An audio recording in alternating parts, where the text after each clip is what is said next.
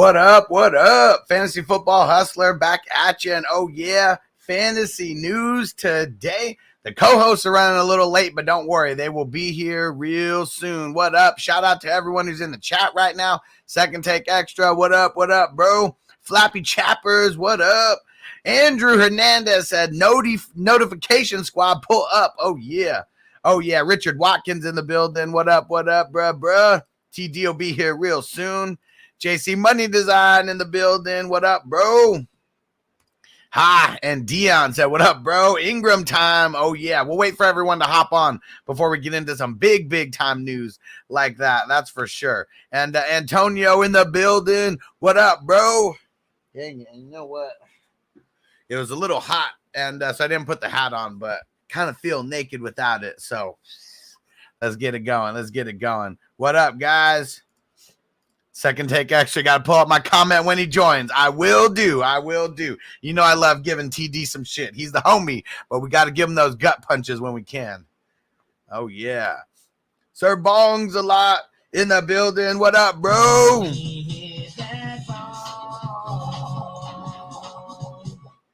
Oh, man. And Dion, you're calling me out, bro? You're calling me out? He said, where's the shades at? All right, because it's Friday, man. We're getting wild on a Friday. Don't worry. I always got him right here next to me. And the Friday show, definitely big time enough to pull it out. Everybody, do me a favor. Wherever you are, share the stream to social media. All right, help us grow, help spread the word about us. You're going to be a better player than all the people in your leagues anyways, so don't worry about sharing our stuff, all right? And Andrew, what up, bro? 7-2 right now. And so everyone, start and sit questions, trade questions, like anything like that, we're going to be getting to at the end of the show. On Friday, we stay here a bunch and answer questions. So I'll answer a couple questions before we start. I know Bogart's going to be coming on here soon. TD will be here soon. And Jarrett, my man, what up, bro? Shout out to the Who Dat Nation, that 504 Nation. Oh, yeah. Let's talk about just some BS news that we got.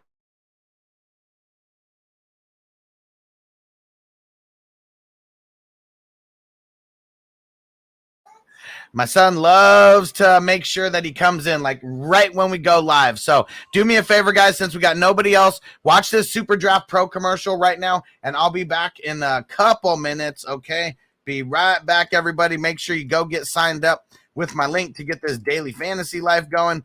Really appreciate you guys, and I will be back in 2 minutes. Sorry. Stay-at-home dad life, and everybody's gone at this exact moment. So I'll be back right after this commercial break. In a world where hope was fading and isolation was growing between friends, family, and fun, and people began to yearn for a better way to earn. Okay, we've had enough drama in recent history. It's time to reconnect, kick off the game, and play to win cash and prizes. SuperDraft Pro is the official fantasy partner of Caesars Entertainment. Yes, that's Caesars. This isn't your grandmother's bingo night. Imagine the exciting chance opportunity of Las Vegas, only bigger, in the palm of your hand. And imagine the energy of the crowd and the love of your favorite game, connecting you and literally every single person you know playing daily fantasy sports, all while getting paid. This is SuperDraft Pro, and you can stop imagining. Experience it for yourself. Simply download the SuperDraft app and sign up by creating an account.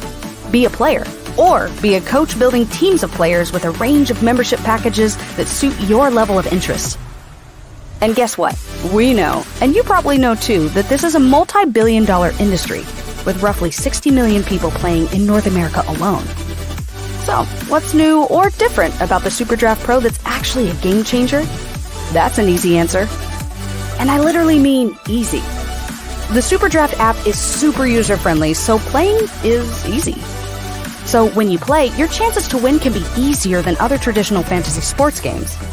It's also set up to level the playing field with our exclusive patent-pending games, which allow you to pick the players you like and the players you trust. This is your draft, your way. See? This really is changing how the game is played. And it's even a game changer for business, because not only can you get paid to play, you can get paid when other people play when you become a SuperDraft promoter by sharing the app. Making money doesn't have to be a grind. Turn your business based at home into your home-based playground, getting paid to play, having fun, wherever you are. Because this virtual model is high speed and low drag, SuperDraft Pro plans to eventually capture the imagination of the world by going global with a simple, proven business that never sleeps. Join the fun. Play, get paid, and tell everybody. Download the SuperDraft and Sportsbook app today. Available on iOS and Android. SuperDraft Pro, rated F, UN. Okay, that's enough. You're done. All right, we're going to talk about that a little bit more later, but make sure you go get signed up. There's a free option. Don't just go download the app, okay? You have to use the link or you do not get into everything that we are telling you about with the subscriptions. There's literally only hundreds of people playing. So don't be like some of my goofy friends who don't use the link. They're like, oh, I'm just going to go download the app. But yeah, then you can't do anything that I'm telling you about. So make sure you guys are listening, okay? Use the link. The link, if you're watching this on TD's channel, his link is in the description as well. If you're watching this on Bogard's channel, the GMM Network, the link is in the description, all right? Support your boys, and let's win some money. Let's get it. All right, now, let's get into the first piece of news, and I'm going to save the bigger news for when Bogart and TD come on. Let's just talk about some of the bullshit news right now to start it off. Like Sam Darnold officially being placed on IR. Cam's not going to play this week. Hopefully he upgrades DJ Moore a little bit, but Robbie Anderson, I'm not excited about him at all. And let's see. So Zach Wilson, he is doubtful for Sunday's game. Didn't really think that he was going to be playing or anything anyways. So we don't got to worry about him. Curtis Samuel is out for Washington, and also Montez Sweat. So for you guys who play in the IDP world, Montez Sweat is out. So make sure you get someone else in there. And one other piece for Washington is Logan Thomas. He's not ready to hit the field yet. So maybe back in a week, maybe back in 2 weeks, but Ricky Seals-Jones, go ahead and fire him up versus the Bucs with their shitty defense, or with their shitty secondary, not shitty defense, because they are really good at pressuring the QBs, but anything through the air, not so much. Oh yeah. And Nick Von B, what up, bro? He said, what's up with that game yesterday? I'm all for the Ravens, but Miami winning. What? Hold on. What? Miami won? So insane. I talked about it at the end of the day yesterday when I was like, there is a world where people coming down to Miami, they want to party. They want to hit the club. They want to be out till 6 o'clock in the morning on a Wednesday, so it's probably what happened. All right. And let's see here. All right. And Second Take Extra said, is JC joining? So he's at work right now. He had a little run-in with COVID, and luckily he tested negative, so he's back at work and stuff like that. But that's why he was able to jump in on the Fantasy News Show. He will be in on the Q&A a little bit later today. And we got Bogart coming here soon, and then we got TD showing up real soon. All right, and let's see who else up in here. My man Austin up in here, and Second Take Extra throwing the spam in the chat, you savage. And then Ruben, what up? All right, and he's actually in the building. He is here, my man Bogard Scott free.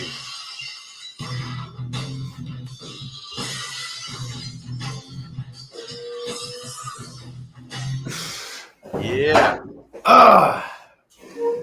Took forever to get here. It's all good. I had to kill 3 people to get here.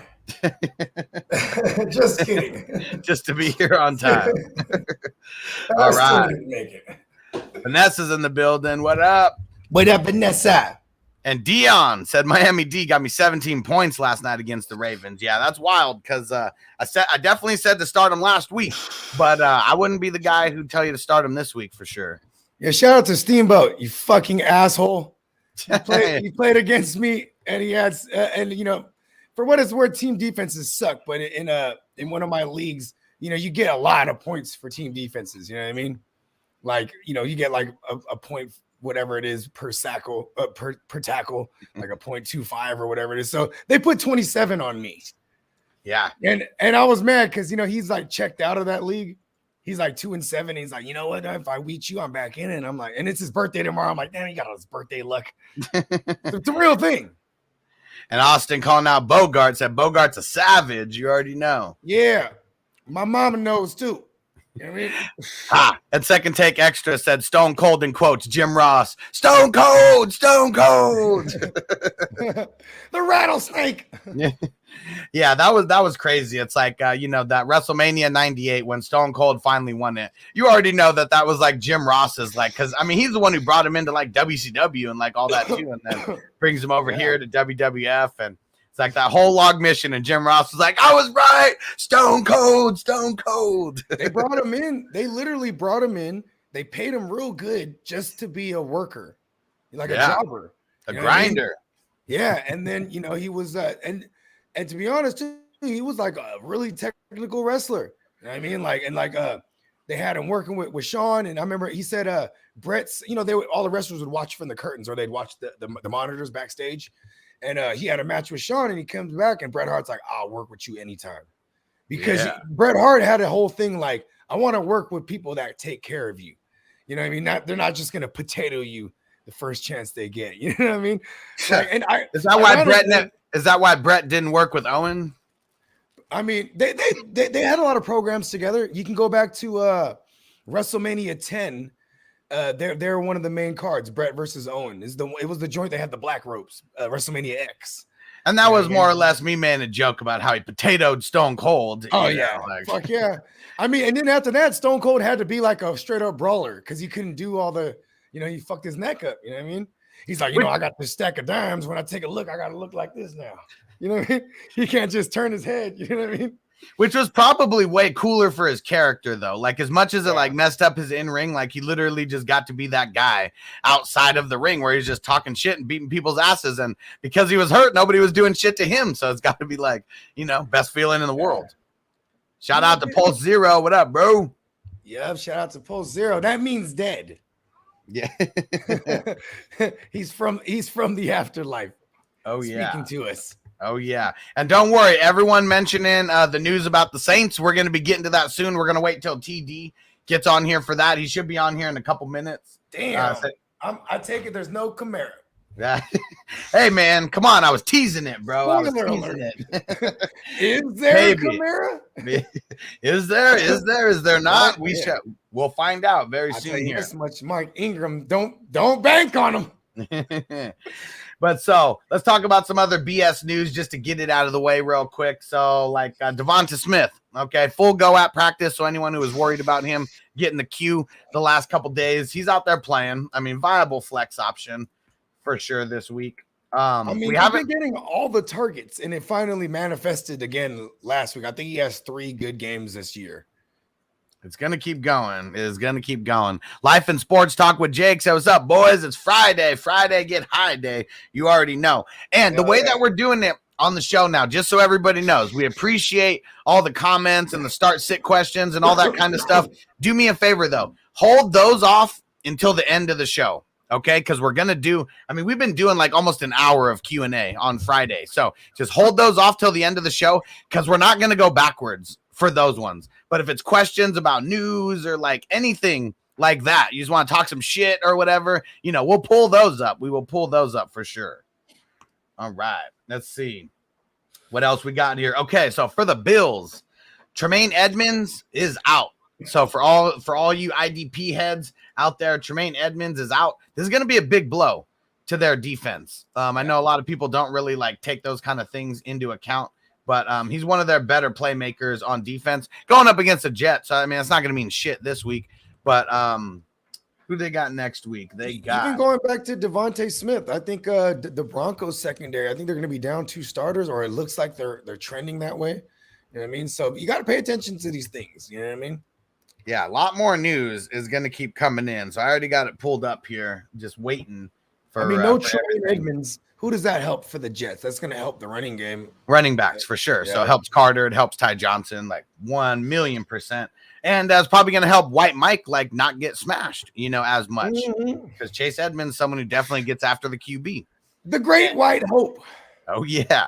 And the other piece from the Bills is that Zach Moss officially questionable for Sunday's game. Now, we haven't heard a yay or nay on Knox as of yet. So we'll keep you posted, but they haven't said 100% that he's in and going to play. He was the full go, so that's kind of crazy.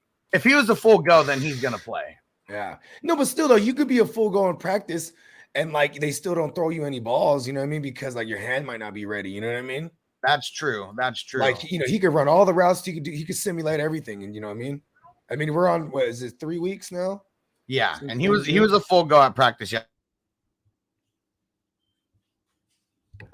Yeah, so he should be going, but yeah, just like you said, being a full go means he's doing all the team drills and things like that. But being a full go doesn't mean that he's because they didn't remove him yet. That's why this is like a special case. You know what I mean?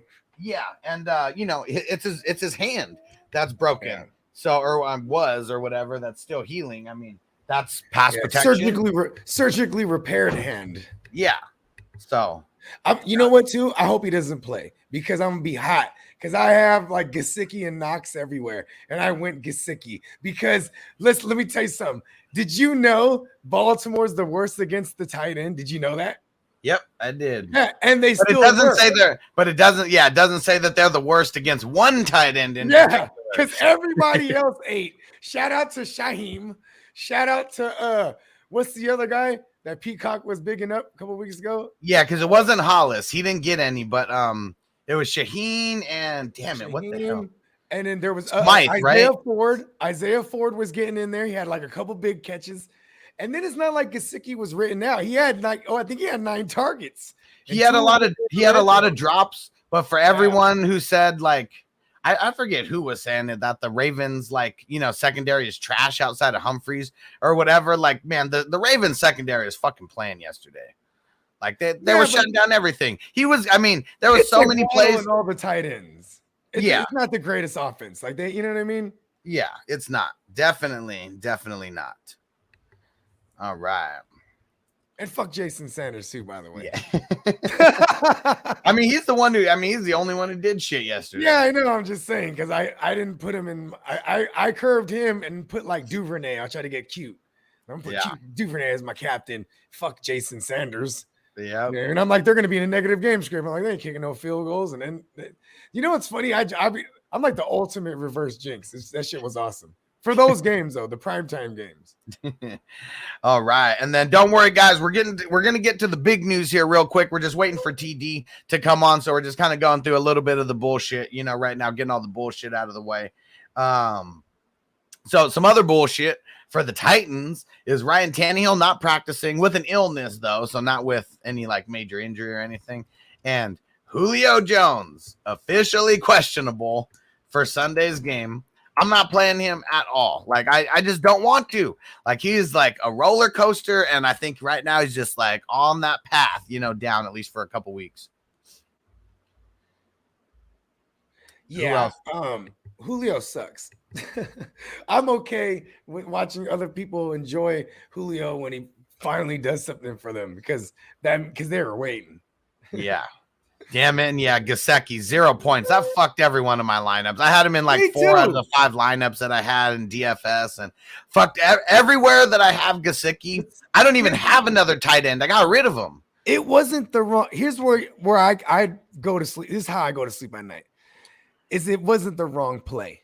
He got all the targets. It just didn't manifest. It's like when your player gets a touchdown and there's a flag on it. You're like, son of a bitch. They're not going to do it twice in a row. You know what I mean? Like, it was there. He had all the targets, the end zone targets. He dropped one in the end zone. That shit made me really hot because then it would have been cool. It was hit out of his hand. It wasn't a straight drop, though. You're right. It was in both of his hands, but I think it was Clark that swiped it out like right at the last second. But it all started off with Gesicki's very first catch. Well, very, very first non-catch. it was kind of floated. It was by Brissett, and like he had to go to the top of the ladder. Like he went to the top of the ladder. It was like on his fingertips, like had it on his fingertips, and then he gets hit at the same time, and he kind of bobbles it, and he almost still had it on the way down, but it went out. And that was like how the entire game went for him. It was bullshit. All right. Well, now that we got some of the bullshit out of the way, we got a little bit more to go too. But he's here, our man TD. He's in the building.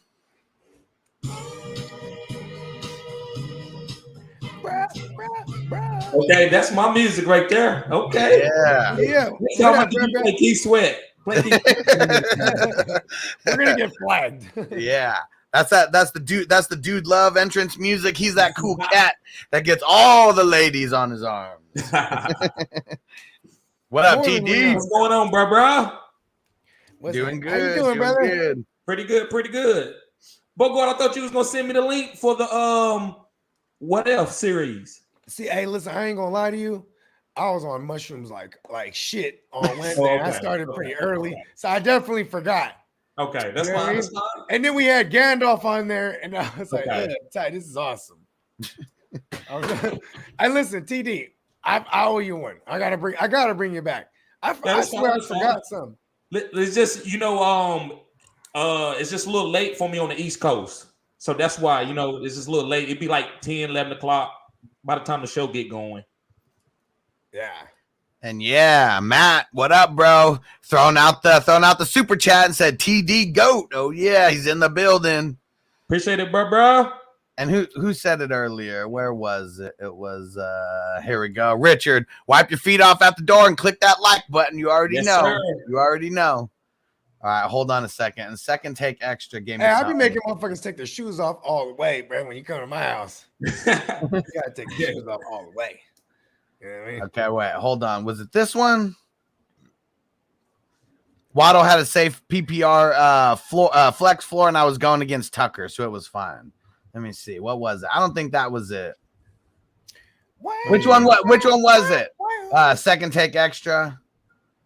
Throw it in again. I don't even see it in here. Throw your comment again, because I know he was like, just show the comment to TD when he comes in. Throw it in one more time. It had to be Cowboys. And I don't see it. So I don't know which one. Hey, we didn't hear nothing about Zeke all week, huh? What was his little? He got nicked up last week. What is he dealing with? So I haven't heard anything about Zeke, but someone that is going to affect Zeke is the left tackle Tyrone Smith is officially out for Sunday's game. Yeah. So we'll save the hater stuff for when TD. I mean, comes he was in. out. He was out last week. And then the Broncos were able to get through. You know what I mean? TD, you're a resident Cowboys guy here. How's Tyrone Smith going to affect Dak? How's it going to affect the run game? Give us some thoughts. Is Tyrone Smith out again? Officially ruled out. Okay. It takes our offense to a Super Bowl level. We can beat anybody if we have that strong offensive line. But when Tyrone Smith out, we go down a little bit, and we have to win the game a certain type of way. So I think we still can win. Is it wild card level? If it's not Super Bowl level, is it wild card level? Well, Tyrone Smith? No, I would say it would be NFC Championship level. NFC Championship level. just a slight little downgrade. All right. It's a slight downgrade. But when everybody got those horses, we can beat anybody because we can control the line of scrimmage. So we should be fine. We upset about the loss. We got our butts handed to us, so the guy's gonna come out fine. So we're gonna be fine. And I've been telling people all year about Zeke with that knee injury.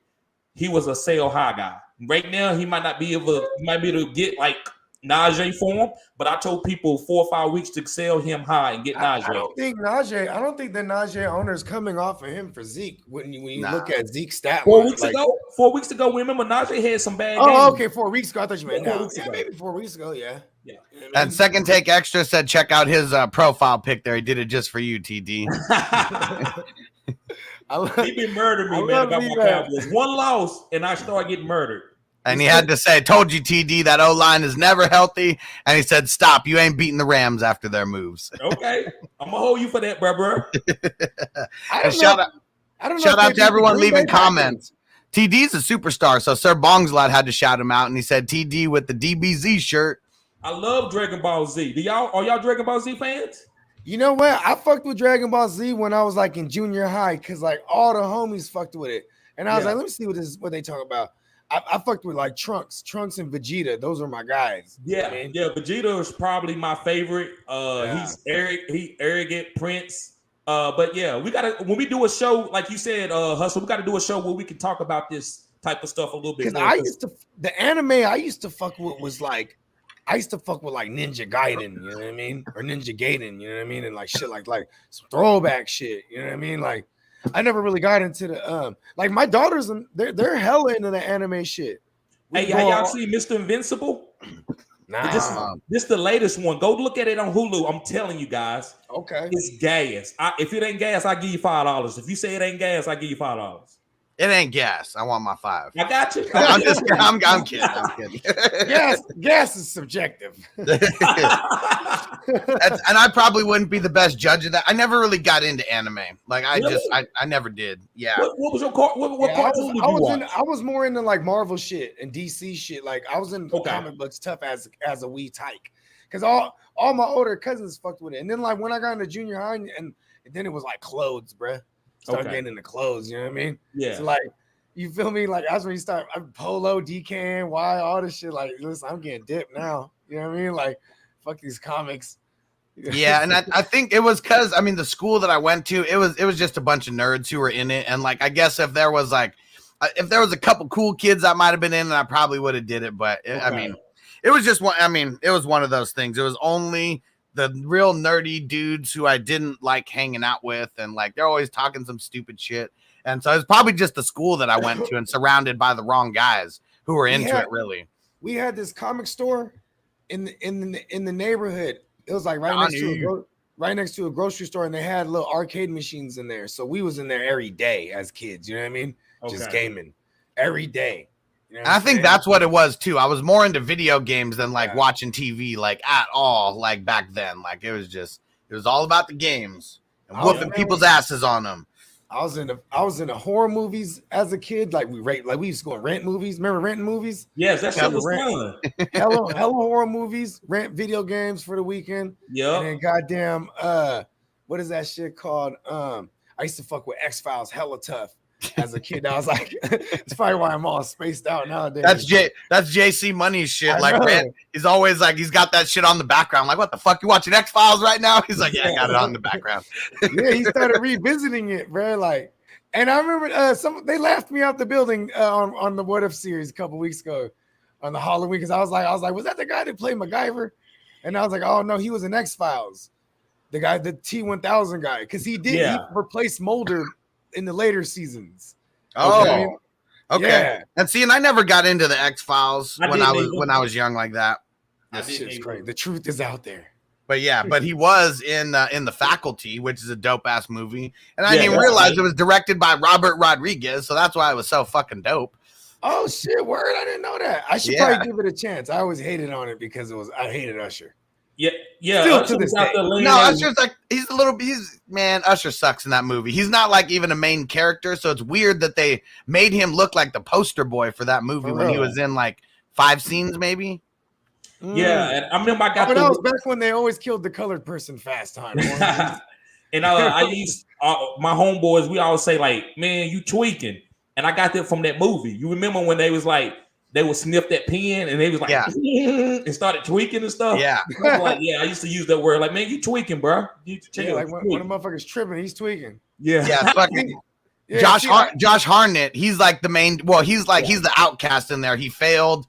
And seeing this is why I like it because he failed 12th grade. Not about that, but like this, he had everything on deck. He had the porno VHS on deck. He had the everything. He called it scat, and it was really just like caffeine pills that would be fucking caffeine pills. Yeah, but he had everything. Anything you wanted on tap. He was the hustler at school and had the dope Camaro, I believe it was, and like he would come like parking the wrong way, being one of those assholes like triple parking the opposite way just to fuck you up. Just a stunt. Yeah, you got to watch that movie. Yeah, Usher's not even really in it. Okay, I gotta get. It's about the aliens, right? Yeah. Okay. See, I knew like the gist of it. I just remember back in the days, you buy one ticket, you go to the movies with your folks, know what I'm saying, with your boys or whatnot, you know what I mean? Yeah. And you just go watch every movie. Yep. You know what I mean? Don't get caught. Don't get caught. Don't get caught. You know what I mean? And see, here's the thing too, you could always bank on like all the ushers and stuff like that. They're all kids too. They're all 16-year-olds. That's true. You know what I mean? You really just got to watch out for the suits walking around. That's true. Know what I mean? And really, I swear they don't even care unless it's like opening weekend for a movie or something. And even now, who even knows? Like, I remember like 8 Mile. That was one of those ones that I like went to see the first day it went out. And they were like literally like checking the tickets as you walked in to the, like here's the other move, right? So we had this theater. It still has a drive-in. It's probably like a San Jose landmark. That's where I'm at, right? Let's smoke it up, Devin. Let's get it. Yeah, I gotta roll some. But yeah, anyways, right? We still have a drive-in there, and then like we would just drive through that motherfucker every night. You know what I mean? Every night, you just drive in that motherfucker, and they don't care. You know what I mean? That was the only place that me and my girlfriend could, quote unquote, get some alone time. Yeah, and driving is nostalgic, bro. Yeah, so what we would do, our first movie would be like the movie we really wanted to go see, and the second movie would be something like the Stallion of the Cameron, a cartoon movie. Nobody's in there, right? Mm-hmm. And one time we get busy. Yes, and then we go back to the back. One time this dude was in there, and this dude, like, we trying to do our thing. He stands up and look, and he's not going to even turn around and look at the movie. He going to keep looking at us. That's a weirdo, bro. Yeah. That's a weirdo with a capital W, weirdo. Well, I would say anybody who is like going to see like a cartoon, because those movies, like they start like one of them starts at like 8:30 or whatever. It's like got to be all the way down. Sometimes maybe 9. So a second movie, it's starting like 11 o'clock. So if you're going to a cartoon movie at 11 o'clock, if you're not going there with the female, or someone who you're going to be having some time with, you just got to be a weirdo. That's all I'm going to say. Or you're going there to do drugs, one of the two, but or you're just all of the above, right? You know what I mean? Yeah. Just a weirdo doing drugs, going to like little peeping Tom ass. He thought he was going to the adult movie theater. He took the wrong exit. He's like, man, they banned me at all the adult films, all the adult theaters. So they're doing weirdo shit. So this is where I go now. Gonna get it even more weird. Damn. All right. Okay. So we've everyone already knows the news, but we're gonna finally talk about it now that we got all of us here. Alvin Kamara officially out for Sunday's game. Trevor Simeon is in. He's already been listed as a starting running back or starting QB. And Bogart, one of the things that he said earlier when we were teasing this a little bit is don't trust Mark Ingram. So give your thoughts behind that. I'm just hating on Mark Ingram. He's a good play. He's going to get a hell of volume. I just hate him. Yeah, it's just the value. That's all it is. Yeah. It's not really, it doesn't really come to talent. It's just all about the value. And it's a guy, he knows the system. You know what I mean? It's a 1 week thing. You know what I mean? And where he's gonna put up some RB2 numbers. If he can fall into the end zone, awesome. It's the offense I don't trust to move the ball. And I'd say Tennessee's a hell of a streaming defense. And they already were, even with Kamara. Yeah. And I say, guys, watch out for this. I don't know how many bye weeks do we have this week, Hustler? 4. That's okay. 4. So 4 teams on a bye week. Okay, so Taysom Hill is going to be a sneaky play. There's no way they run out there with Trevor Simeon the whole time. I think the goal line back will be Taysom Hill and Mark Ingram. So I think they'll be using a lot of that. So I think Taysom Hill will be playable. He'll be the QB in those yes. goal line packages. Yes, yeah. I agree with that. So really, I play in a couple leagues where we start like it's 2 QBs plus super flex. And a guy like Trevor Simeon, he'd get played in a league like that no matter what. Just if you got a QB, it's a little bit more value. But what about a super flex league? Would you even risk starting Simeon? TD, we'll go with you first. Just what you said right there. Taysom Hill, might be coming in, might be one of the goal line backs. Bogart even said that. He might come in just for red zone fucking packages. Like, that would be insane. Are you in the super flex? Are you messing with Simeon at all, TD? Yes, it's super flex. You know how valuable quarterbacks are in super flex, Hustler. You got to you might not, if you didn't draft 2 guys kind of like early, then you would take any kind of quarterback that's starting. Like Jacoby Brissett in super flex was a starting quarterback. Trevor Simeon, I would start him in Superflex. Okay. If I didn't have anybody else. And if I can go to the waiver wire, of course not. If I have other quarterbacks out there that is starting, let's say Teddy Bridgewater or guys like that, I'm starting Teddy over him. What up, Jaws? And Sir Bongs a lot. And Matt, yeah, throw those hustler emojis in there. Get it. All right. And we got some more news here. Really, we're just shit out of luck with Kamara. If you got him, it is what it is. We throw him on the bench. We keep it pushing. Because you should have already had Mark Ingram if you had Alvin. With all the news that was going on, you should have already had Mark Ingram stashed if you could. Maybe. I have Kamara, and I wasn't in a super rush to go pick up Ingram even after he got moved. But, I mean, in that league in particular, I do have a lot of running backs already. Okay. So. What's your record in that league, Hustler? You know what? Let me go see. I'm pretty sure it's pretty good because if it wasn't, it is. It's really good. It's really good. I think I'm like top 3 right now. I'm 7-2 right now in this league, and yeah, I'm second place in the league. Well, it's just like what Bogard said. I'm in second place because of the points, but tied for second. With the third place, and then first place is 9-0. Okay. Either way, I'm sitting pretty, and one game doesn't make or break it. But yeah. John, good looking on getting that super chat in there, bro. All right, and we got. How about them Dolphins, baby? Yeah, John was super stoked about that Dolphins win. Yeah, that was a good one, bro. And he hit 2 of the squares too. So like, he was just loving it last night. And I think he said he hit the money line on it too. So he was just like, it was a good Thursday for John. He was hitting everywhere. And he said also Kyler or Wilson this week. Okay, Kyler. And we'll just talk about that right now. Kyler, and he did get out to practice. Buddha was there. Rondell Moore was there. But they've already came out and announced Kyler and D-Hop are both officially game time decisions. So we don't have any official news on Russell Wilson just yet, other than he's been playing, but he's still on IR. He hasn't been pulled off of the IR yet. So we're still waiting for that news as well. And let's see, when do the Seahawks play? Well, I guess the only good thing about it, both of those guys play in the second slate of games. So either way, you can kind of hold off until then. But let's say both guys play. Who's he waiting on? Wilson, Kyler and Wilson. Those are his 2 options at QB. So neither one of them. Kyler's a game time decision. Wilson's still on IR, but he's been practicing all week. Seahawks, they go up against the Packers. And Wilson's not officially ready to play?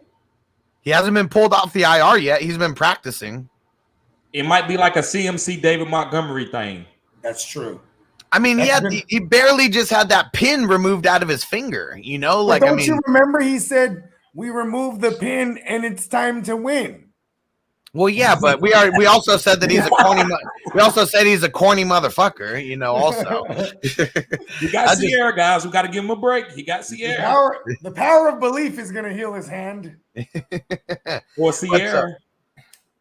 So that's what it. I mean, as of right now, that's just really what it comes down to. Like, we just don't know who's going to play. We'll assume both of them are playing right now, and that's how I'll give my answer. I still don't want to play a Collar that's hurt. Collar that's hurt is a bad quarterback. He needs to be mobile. He's short, so he needs to be mobile. I don't think he plays because of this. I think Cliff knows it. They want a 100% Collar. You see what happened last year. They didn't make it to the playoffs because they brought Collar back too early, and he was never right after that shoulder sprain. So I think they bring him back very, very slowly, especially when they winning. They can afford a loss. I think they look at this game. TD, can you agree with me? If they would have lost to the Niners last week, it would be more dire to make sure a win. I agree. 100%. They beat the Niners, and I think they look across the field and they're playing Carolina with PJ Walker. They're like, you know what? We might not need to play Murray. I agree 100%. I 100%, bro. And if Russell comes back, I mean, we're assuming that Aaron Rodgers is going to be coming back. We haven't heard any news about it, but the 10 days is I think the 10th day is today. We haven't heard anything about it because tomorrow's today, 10th day is today. He can go back Saturday. Yeah. So he said on the McAfee show, he was like, I feel great. And he's like, I still been, working out. And he said, hopefully I'll be well enough to play. He said, I'll be able to get back Saturday in time for the walkthrough, and I should be good to go.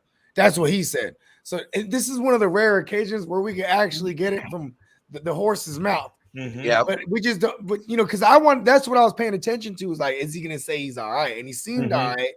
He seemed the same way he was the week before, but he did say he was symptomatic, and that, like, you know what I mean? Like, he was very fatigued. He just wanted to lay down. You know what I mean? Yeah. So that's why I'm going Wilson here as well. I mean, if they get him out there to play, that means he can throw the ball. There's no ifs, ands, or buts about it. Obviously, anything can re-aggravate anything, if he gets hit. But I'd rather have Wilson going up against the Packers, where Aaron Rodgers and Wilson could be a potential shootout, versus Kyler and PJ Walker. We saw what they did. I mean, we saw what the Cardinals did last week. That defense is just boss. They could use Colt McCoy to game manage through the Panthers. I believe that. Yep. The Arizona defense is really good too. So they can rely on the defense. Yep. Hell yeah. And Ruben, he said he can be removed from IR on Saturday. Same thing with Carson, Montgomery, etc. Yep. So they just have to do it. And that's what Bogard just said right now. What he was saying, he can get in there. He can get in there. I need rest back for all my Tyler Lockett's. I got a ton of CeeDee Lamb and Tyler Lockett with my running back, like, heavy teams. Because you know what I'm saying? You go running back heavy and then boom, target those guys in the mid rounds, or like not the mid rounds, but the back of the first five. You know what I mean? Yep. Yeah, and I was loving it. Getting CD in the fourth and then like Lockett in the fifth was a steal, and it was working until it wasn't. You know what I mean? I got a lot of DK, and I need Russell to come back. Just DK was still getting targeted by Geno, but not like I know he can. I think DK can actually finish as the number one receiver. That was one of my bold predictions before the year, and I still think he can, especially with Devontae not having Aaron Rodgers for a couple of weeks. Yep, that's for sure. You know what though? Cooper Kupp got this. No one's catching up to Kupp. You don't think so? Fuck no. And I don't think OBJ and them. Okay. I don't think OBJ comes in and waters it down as much as for him as it would for like Jefferson and Woods. You know what I mean? The only thing that's probably just gone now. Jefferson's probably just gone now off the field. The only thing that's gonna stop Cooper Kupp right now is Cooper Kupp. Because if you look back at some of his injuries, they've been non-contact. So because he run them crazy ass crispy routes, you know what I mean? Just ACL. You know what I mean? Yeah. So that I mean, I don't wish injury upon anybody, but I've been saying it that he's never really played a full 16.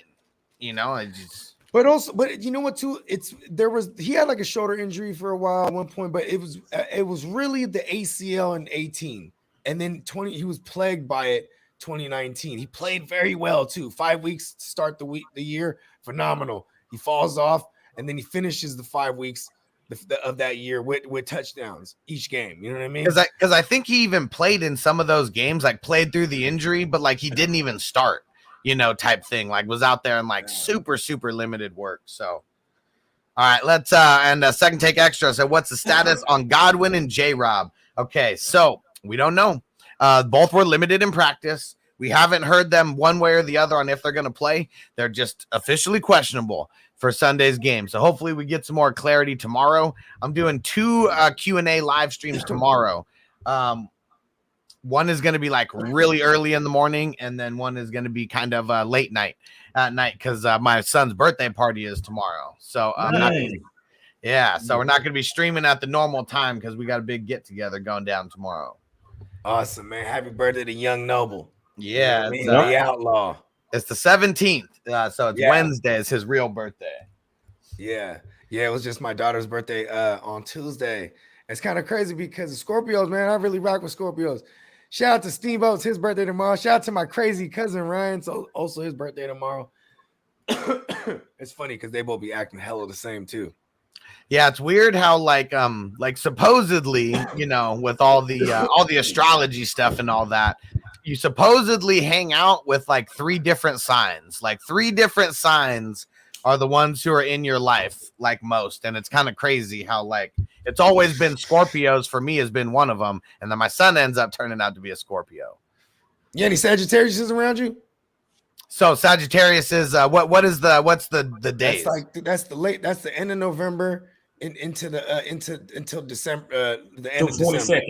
December 22nd. Yeah. I'm a Capricorn. That's why I know. Yeah. Right before Capricorn, which is me. There we go. I was about to ask you that. Hustle, when was you born? In January or February? January 12th. Yeah. I'm December 23rd. There we go. LeBron James is with us too. Yeah. So one of my best friends, probably my best friend in high school, he's December 10th. This is his birthday. So yeah. Because you know what I'm saying? A lot of like my sister raised me, bro. She's a Capricorn. You know what I mean? Okay. Like Vanessa, I got a lot of game from her. Noble's turning 5 this year. He's getting crazy. He's turning 5. Insane. You know, when my son turns 5, I'll be like, all right, son, it's time to get a job. You know what I mean? All hands on deck. You're gonna have to start pulling your own weight around here. I told my girl that we had a baby, so now we got a butler. We raising a butler for us. You know what I'm saying? So when he get about 10, 11, 12, he going to work, bruh. And I already told my wife we're not paying him for chores. You know, like you do chores because you have to, but we're gonna figure out how to start some businesses and things like that to generate money. You know, because like I think that's even ingrained in our kids as they're young. You know, I'm getting paid to do chores. You know, and then that just like sets them up to like be okay with doing chores and getting paid when they're older. Who knows? That's just crazy shit that I think about a lot. Or it could be like I ain't gonna do that. You ain't paying me. Like, you know what I mean? I'll be like, clean that fucking shit up. I got a teenager, bro. Like the other morning, this is literally on her. She turned 14, right? It's like, hey, happy birthday, good morning. I'm getting her breakfast. What do you want? She's like, oh, I'll make my own breakfast. She pours milk and this and that. Then I'm making my other daughter breakfast. She wants cereal too, so I'm pouring it. And then I go to grab the milk out of the joint, and there's an empty carton in there. And I'm like, how old are you? You still put the empty carton in the thing. You know what I'm saying? You just poured the cereal. She knows it's empty. She puts it back in the thing. That shit makes me hot, bro. That's gonna happen forever though, because I mean, if there's like this much in there, I'll still put it back in there. Me like, too. There's nothing. Nothing in there. And Sir Bong's a lot. Libra, yeah, shout it out. Yeah, shout out to Libras, man. I'm surrounded by a lot of Libras too. See, I'm a Sagittarius. They call us the ambassadors of the universe. So I rock with everybody, bro. It's weird, but I also I find other Sagittariuses all the time. It's crazy. I'm just I'm like a magnet for other of my kind. You know what I mean? Yeah. But there is definitely a couple that I don't get along with. You know what I'm saying? We won't mention names. Yeah. You know what I'm saying? Not all Sagittariuses are all, it's all subjective. So going back to what we said, Godwin, J-Rob, we just know they're questionable for Sunday. This is something you're literally going to have to monitor up until game day. But some guys that we do got some clarity on for the Bucks. AB has been ruled out. Gronk has been ruled out. So, I mean, I know TD doesn't like messing with Mike Evans too much, but I mean, if there's no Chris Godwin, if there is no Antonio Brown and Gronk, I mean, I don't know how anybody can sit a guy like Mike Evans, but Tyler Johnson, bruh. I was going to throw it to you just for that. Let's hear it. Tyler Johnson, it's just the amount of snaps. You know what I mean? He played 65% of the snaps on average the past couple weeks. And before the bye week, he had 6 targets. He went like 5 for 6. I mean, 5 for 60. You know what I mean? Like, he's just I'm not going to play the game of roulette. Like, okay, which tight ends are going to be? I'm just saying Tyler Johnson is going to be useful. But then this morning I read Scotty Miller might come back, and I'm like, oh, I've been saying fucking Tyler Johnson for weeks, right? He could get activated. We don't know. I mean, it could be like the other guys where it just happens tomorrow. So we have no idea, but we got to monitor that. But yeah, if Scotty Hottie Miller doesn't come back, yeah, I think that Tyler Johnson is going to be a deeper league play for sure. Also like Gio Bernard too. Oh yeah, I like that. That's a good call. Yeah. Like so yeah, I would love to play Mike rush. Evans this week because he don't have Antonio Brown, he don't have Godwin, he don't have Gronk. So that's a different Mike Evans. I'm playing Mike Evans as a top 12 wide receiver this week. I hope so, because when Mike Evans is the guy too, they could just double and then fuck his day up. You know what I mean? but that's why I like Gio. I think they sprinkle a lot of Gio in this week. Yeah. I'm still playing the fuck out of Mike Evans. I got a ton of Mike Evans this year, and I've never been a Mike Evans guy. Just the value was there. You know what I mean? I got going running back heavy, and then getting attacking the Mike Evanses and the Keenan Allens and the Tyler Lockett's and CeeDee Lambs and All right, and then so we're gonna start the Q&A in a little bit, guys. So start sit questions, things like that. Just hold them off for right now. We're gonna do it like we've been doing it. 4:20 Central Time, so in like 17 minutes. That's when we're gonna start taking all the Q&As. We got a couple more pieces of news that we're talking about until then. So just save all the questions until after that, because it's too hard to go backwards. We try, but it is really, really hard to go backwards like that. All right, we got Joey Bosa, Keenan Allen, both officially questionable for Sunday's game. Seems like they're going to be game time decisions. I mean, the coaches said they expect them to play, but neither one of them has really done a lot of work this week in practice, and it could just be coach speak, so you're going to have to monitor this all the way up until Sunday. Yeah. And who else we got here? Chase Claypool officially out for Sunday's game. Fire up the Muth, fire up the Fryer. Yeah. And if you need a deeper league play, James Washington, he is in play here. Yep. Do you remember what he got this past week? He didn't he had one catch for like 50-something yards, but he had 2 carries out of the backfield. So he was doing the Claypool stuff when there was no Claypool. Yep. Claypool was a big disappointment. That's one of the things I got to wear on the chin. I was big on Claypool, but I've been wrong. It's got a lot to do with Big Ben, but I got to still accept that. Claypool's been a disappointment, and I'm so glad that I gave him the. He's going to be a postseason. He's going to be a post-hype guy next season. Yes, for Aaron Rodgers. We're going to get it. For Aaron Rodgers. Oh, yeah. Yeah. We're all hoping that a guy like Aaron Rodgers gets over to the Steelers. Hey, man, if Kirk Cousins goes there, I'm okay with it.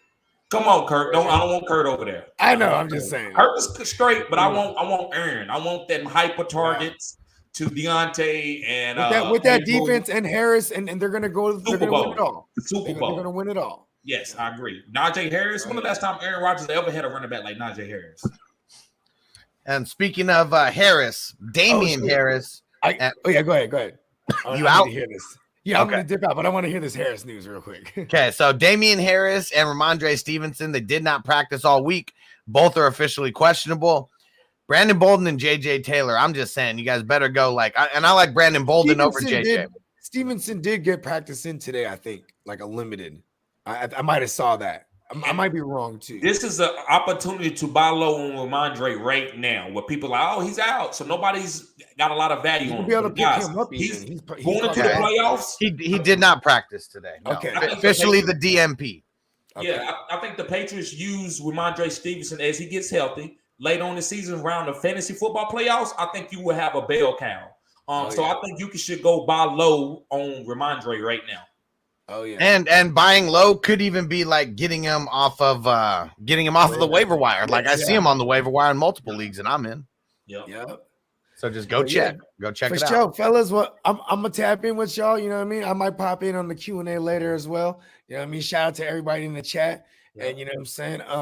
Yeah, man. Everybody be on alert. Everything. It's the craziest time of the year right here. Let's get it. All right, Bogart. We'll see you later. Peace. All right. And then a couple more pieces of news. T.Y. Hilton cleared concussion protocol. Good to go. He's going to start.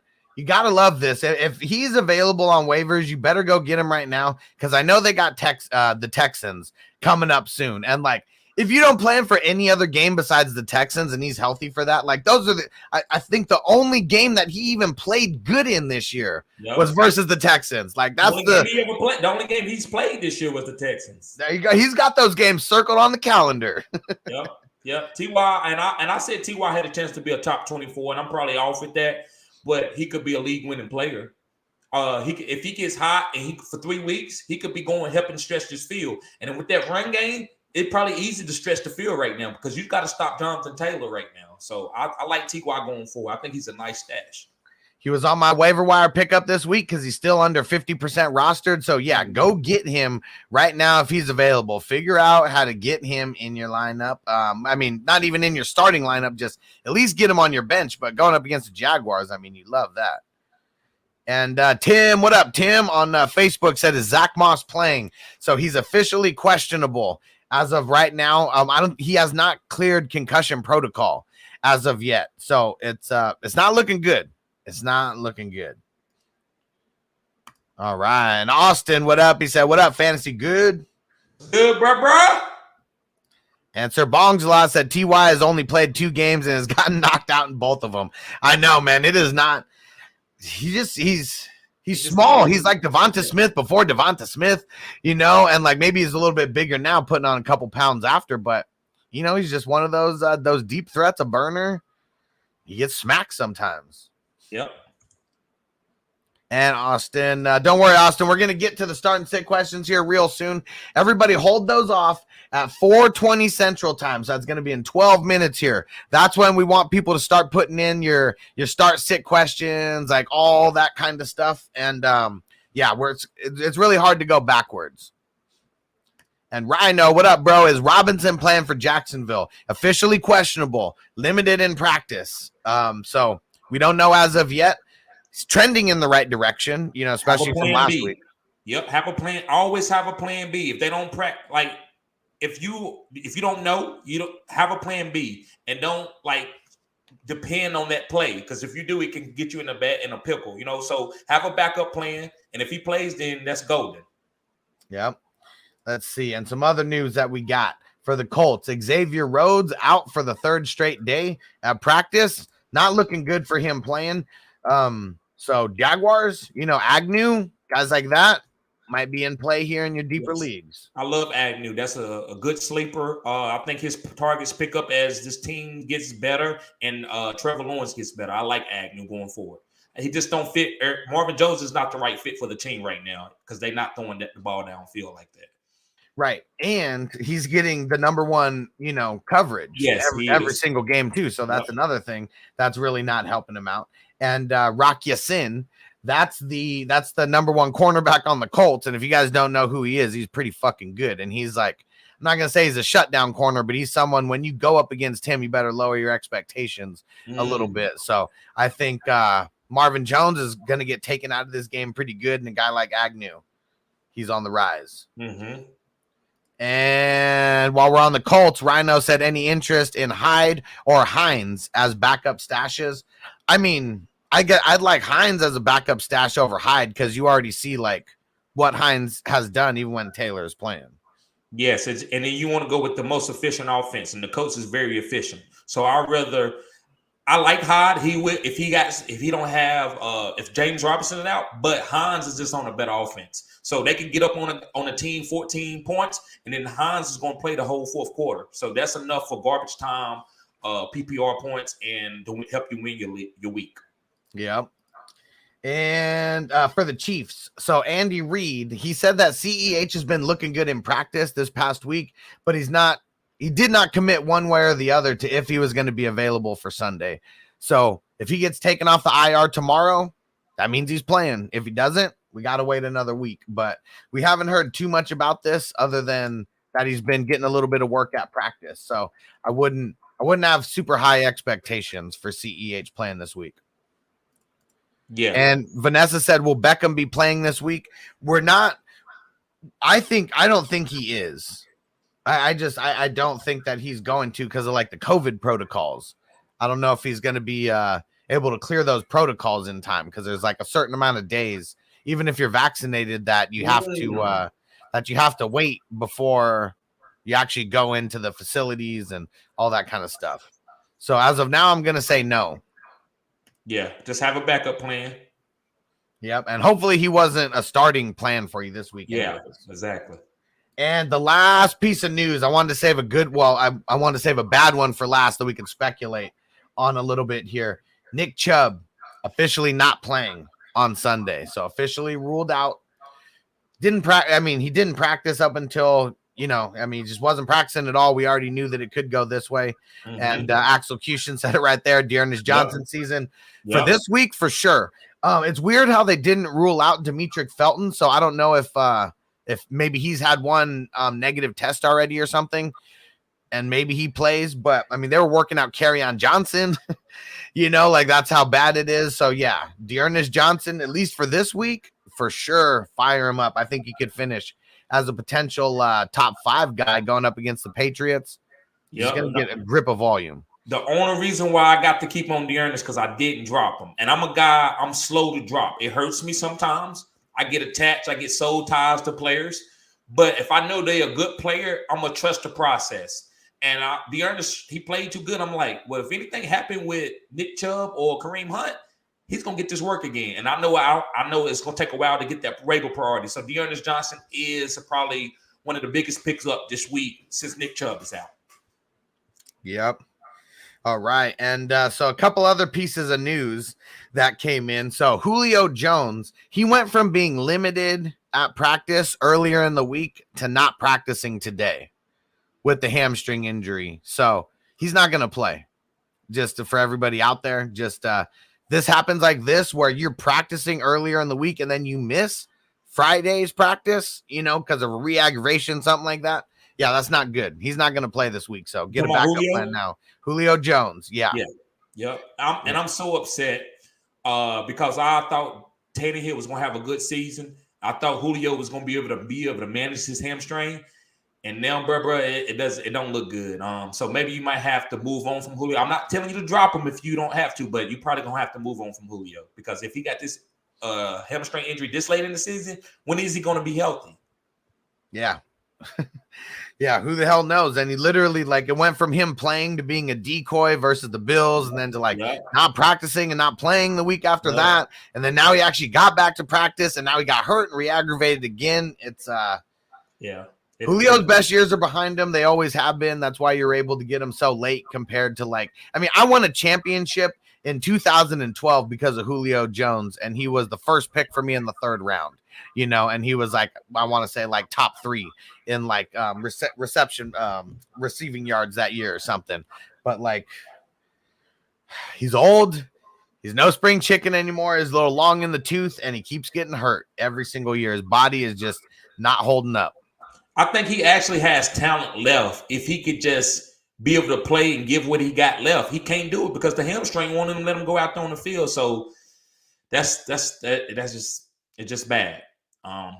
But in Dynasty, just real quick, in Dynasty, I still will hold on to him much as you could because I do think if he can get out of this hamstring stuff, he could be a good player for you.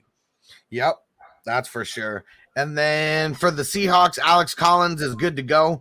So Chris Carson, he's not listed on the injury report, but it's because he's still not active. So anyone still, worried about the Chris Carson situation, we still don't know. It's going to be a tomorrow thing. If they activate him tomorrow, he's probably going to play. But guys, get what you can get for Chris Carson right now. The long story short, just get what you can get for him. As soon as he returns from IR, just try to trade him. Like literally, as soon as he gets taken off of IR, just try to move him for whatever you can. Yeah.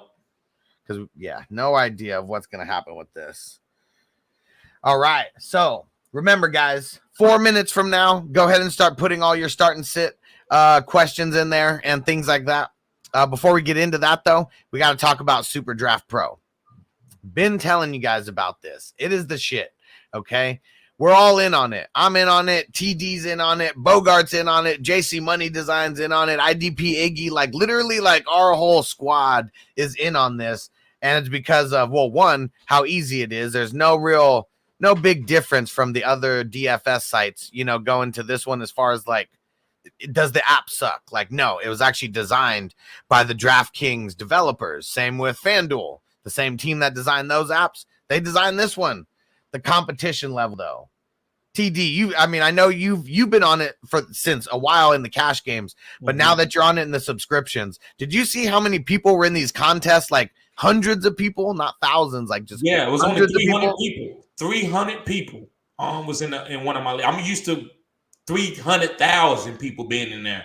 So I'm not gonna lie, I still play DraftKings because I'm still trying. I just love fantasy football. But Super Draft is a lot better platform, and they also respect the player. Like, it's a lot of benefits for just being a player and stuff. And it's going to overtake probably DraftKings and FanDuel because of the subscription loophole that they have, guys. So, yes, I think you should go get on Super Draft ASAP. And another thing, Hustler, I don't have my link. I didn't know, do I need to get on a live to be able to get my link and understand how to post So your link is actually in the description of the video. My bad. I thought I sent it to you, but if you want to just go copy the link from there, you got it, and that's what you're going to send out to everybody. So don't just go download the app, guys. You want to use our link. If you don't use our link, you won't have access to the subscriptions. There's a free subscription, a $20 one, a $50 one, a $100 one. Me and TD and most of us, we're on the $100 one. I mean, it's $25 a week, and we're getting into 4 contests every single day. We're killing it. I've already won $120. I've only been on it for about 2 weeks now, I believe. So killing it. And I haven't played in DFS in like 3 years because my DraftKings account got locked, and I started a new account because I couldn't get in, and they were like, you can't have 2 accounts. Boom, both are locked. So I haven't been able to play DraftKings forever, but Super Draft Pro's the shit. Check out this commercial. It explains a lot, and we'll see you in a second here before we get to the Q&A. Yep.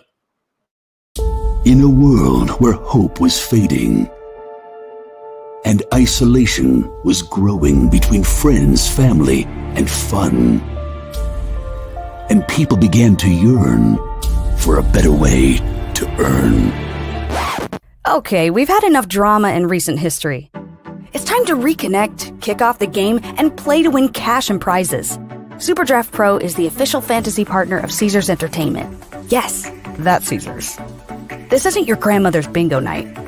Imagine the exciting chance opportunity of Las Vegas, only bigger, in the palm of your hand.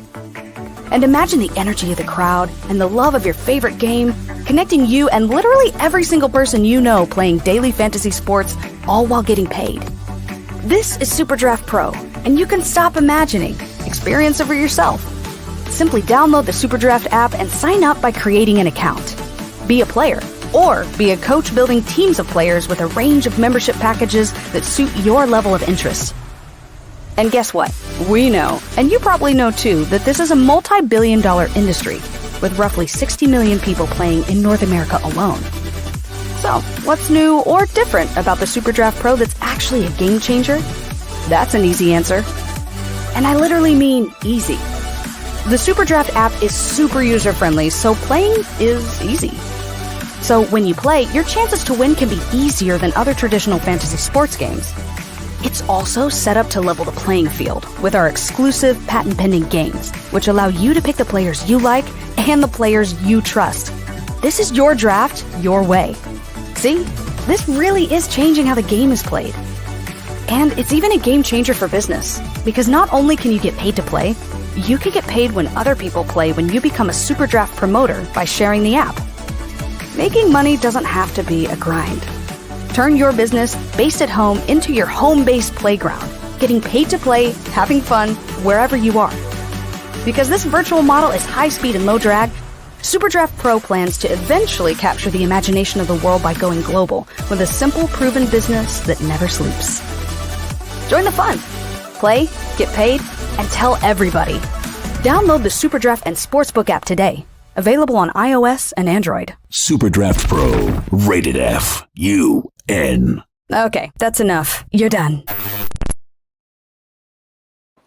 Yeah, so you guys gotta go get in on this. It is so fun, and we're in on the ground floor. I'm sure that these subscriptions are going to be a lot more expensive over time, and over time, these payouts are going to get a lot bigger too as this grows. But yeah, literally, like these $100 contests that I'm in, there's usually between 300 and 500 people that are in it, and like it's like 1,200 payouts on like the Sundays or whatever, you know. So not a crazy amount of money, but it's the slim competition, what I like. You know, any DraftKings competition you get in, I mean, unless it's one with you and your friends or whatever, or really, really high entry fee. I mean, all these contests we're getting in, I mean, there's tens of thousands, hundreds of thousands, some of them even in the millions. You know, it is like so impossible to win.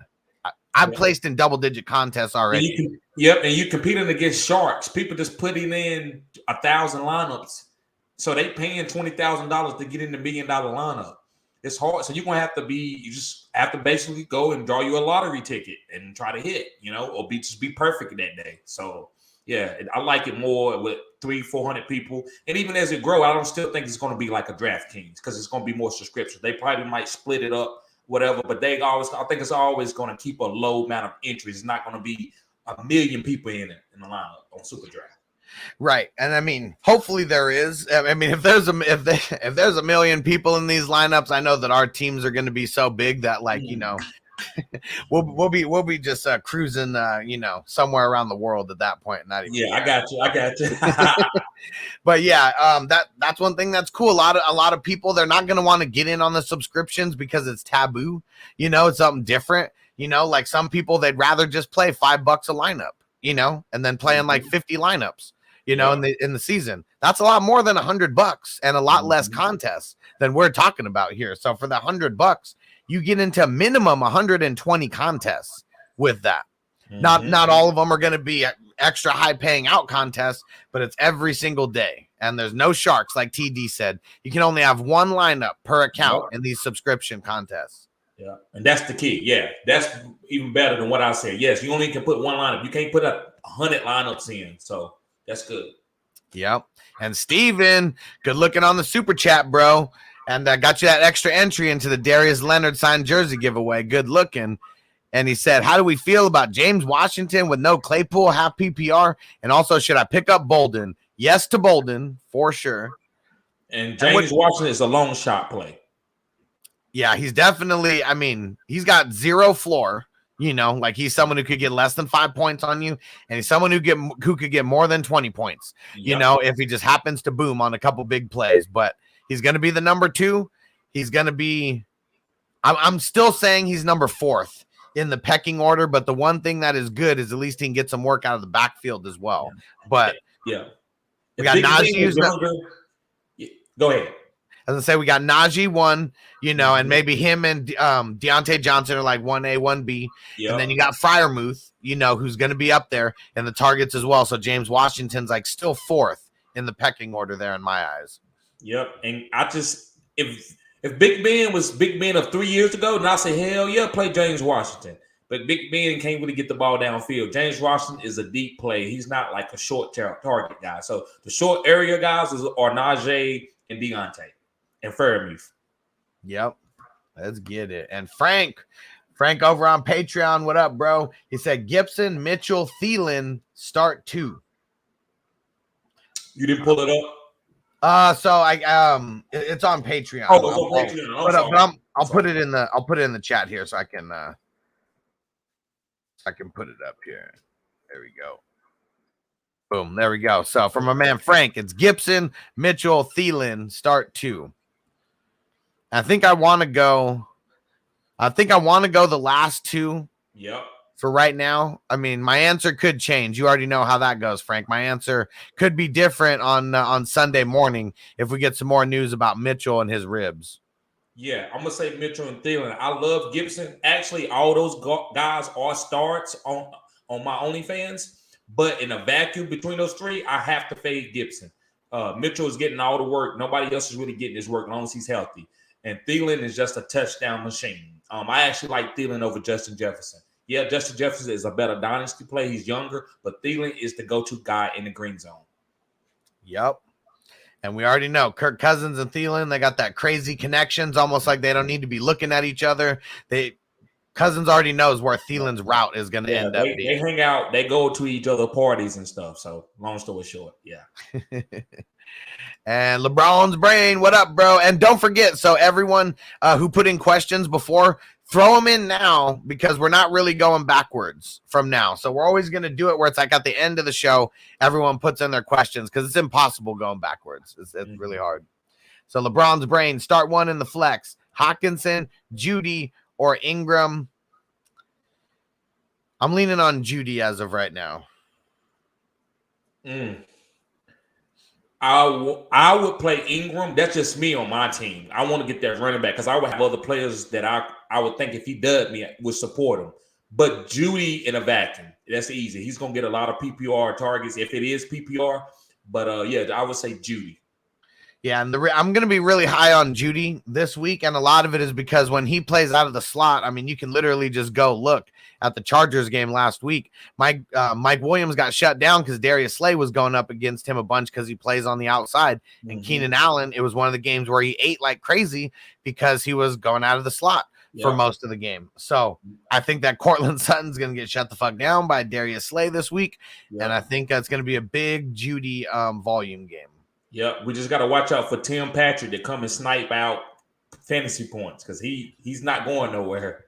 So, I mean, same thing with Tim Patrick, like playing on the outside as well. Like it's like the outside receivers going against the Eagles. They're not really doing that good. It's like the way to get at the Eagles is over the middle of the field. But who knows? We've seen them line him up in the slot, from time to time as well. It's all going to be about their game plan. So we shall see. All right. And Ward Willis, what up, bro? And dope hat in your profile picture. I need to get some more hats like that going as well. And Fournette, Taylor, Connor, Ingram, please pick 3. The first 3 for sure. Not even close. Yes. Fournette, Taylor, Connor. Yep. That's easy. Yeah. Ingram's going to get a bunch of work, but we've seen Kamara, last couple weeks, he's kind of been whatever with his work. I mean, Ingram's no Kamara. Yes. If Taysom Hill was playing, I would like Ingram because I think running backs play really good with rushing quarterbacks that run the QB choice or the RPO. But I don't know how many snaps Taysom Hill going to go. So I'm going to say Fournette, Taylor, Connor. You can't sit those guys. See, this is the thing that's really like weird to me about the Saints. Like, how was Taysom Hill getting in there when Drew Brees was the QB? But now with like Winston and Simeon, they're like, nah, Taysom, nah. Well, he's been hurt for about 3 weeks. So yeah, I guess that's true. He's had the concussion. He got smacked up. That's true. Recency bias. We just remember him not getting in there. But yeah, that's a good point. I totally. That's just out of my head. Like, I don't even think. Yeah, out of my head. And there we go. 4:20. Time to smoke it up. Sir Bongs, a lot of notice was 9 minutes ago. You were right on it with the timing.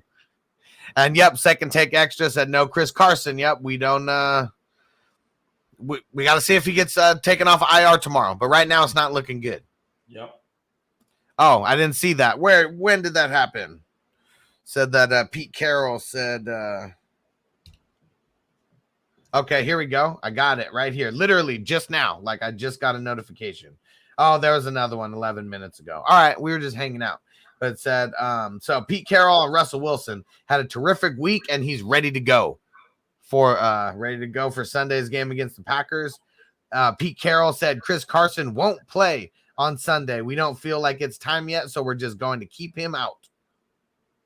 I told you guys, you got to move on. He might not play for the rest of his career. I'm not wishing that. It's a neck injury for a running back, not a quarterback. Like if Peyton Manning would have been a running back, his career would have been over in Indianapolis. If Peyton wasn't able to take HGH, his shit would have been over. So we already know that. That's true. Because when they started testing for it, like because of him, and like next year he just went from from throwing 50, having the best season ever for a QB to like being probably the worst like QB to win a Super Bowl, like playing in the Super Bowl because he was like Brock Osweiler. I mean, he was the one who kind of got them to the playoffs. Yeah, for 4 games, Brock. I think he went 2-2 out of 4 games, something like that. Yeah. And there we go. And Ward said, "Thank you, appreciate you for hanging out." Yep. And let me see. And Ruben said, "Who should I start, Dak or Brady?" I'm still gonna go Brady over Dak, even with some of the pieces out. To me, I think Brady's hot when he has Gronk and Antonio Brown. So I'm gonna get a little cute here. Or I'm gonna say Dak. And it's still close either way. I mean, we think both of these guys are going to be QB1s every week, and Dak was even drafted higher than Brady. And full PPR, Dearness or Mark Ingram? Dearness all day in this one. Yeah, Dearness all day. But Mark is a nice play, but he's not better than Dearness. Yep. And then we got another one from our man Frank on Patreon. Said Gibson, McLaurin, Judy, Renfro. D Johnson. Anyone who says D Johnson, I'm assuming Dearness Johnson. If you're asking me questions about David Johnson, it's time to just get him off your team. All right. So I'm going McLaurin. I'm going Dearness. And I'm going Gibson. I'm going to go Dearness. I'm going to go Judy. And it's tough between Gibson and McLaurin. But I'm going to say McLaurin this week. I do think Gibson has a chance to have a breakout week this week. I think that he would have been on IR if he was still had a bad nagging shin injury. But I'm going to go with McLaurin, Judy, and Dearness Johnson. There we go. And Austin, what up, bro? I think since Claypool is out, Muth gets the biggest bump. Yeah, I mean, he's looking good out there. And Claypool, he wasn't. I mean, no one's really. I mean, Deontay Johnson seems like he's the only one who's getting any kind of I'm not even going to say deep. It just seems like farther intermediate balls, thrown to him. Everything Claypool was getting was all close. Yep, I agree. Claypool just right now, Big Ben can't get Claypool the ball where he's the best at, and that's deep. Yeah. Radical Ed, what up? OBJ plays this week. Who gets less production from this going forward? So as of right now, I'm going to say I don't think he plays this week. I know it's even if he does play this week, he still didn't practice with the team, anything like that. So I don't think he plays, but I think it affects Robert Woods a tiny bit, and I think it affects Van Jefferson the most out of everybody. I agree with that, but I think they all suffer. But Van Jefferson, it's over for him. You move on from him. Cooper Kupp lose a little bit of targets, just a little bit. He's fine. He's still a great receiver. You don't worry about Cooper Kupp. And Robert Woods just goes to – it's kind of – just think of it when Brandon Cooks was there. What did you do when Brandon Cooks played on this team between Robert Woods, Cooper Kupp, and Brandon Cooks? It's going to be the same. So Cooper Kupp still is going to eat. Robert Woods is going to be okay, and OBJ will be a flex play. I really hope you're wrong about Van Jefferson. I know you're right, and you was winning the trade, yeah. No, and I don't even care about that. I mean, Dynasty, he'll be good for Dynasty. Yes. I mean, redraft. I mean, I got him in a couple redraft leagues where I was kind of hurting for wide receivers, deeper leagues where I had some injuries. And that I know that. I mean, I even said it right now, he's the one who takes the biggest loss, from all this. But it is what it is. It is what it is. All right. And he made it back. Our man Bogard Scott free in the building, and he's got the whole crew with him. Can you dig it, sucker?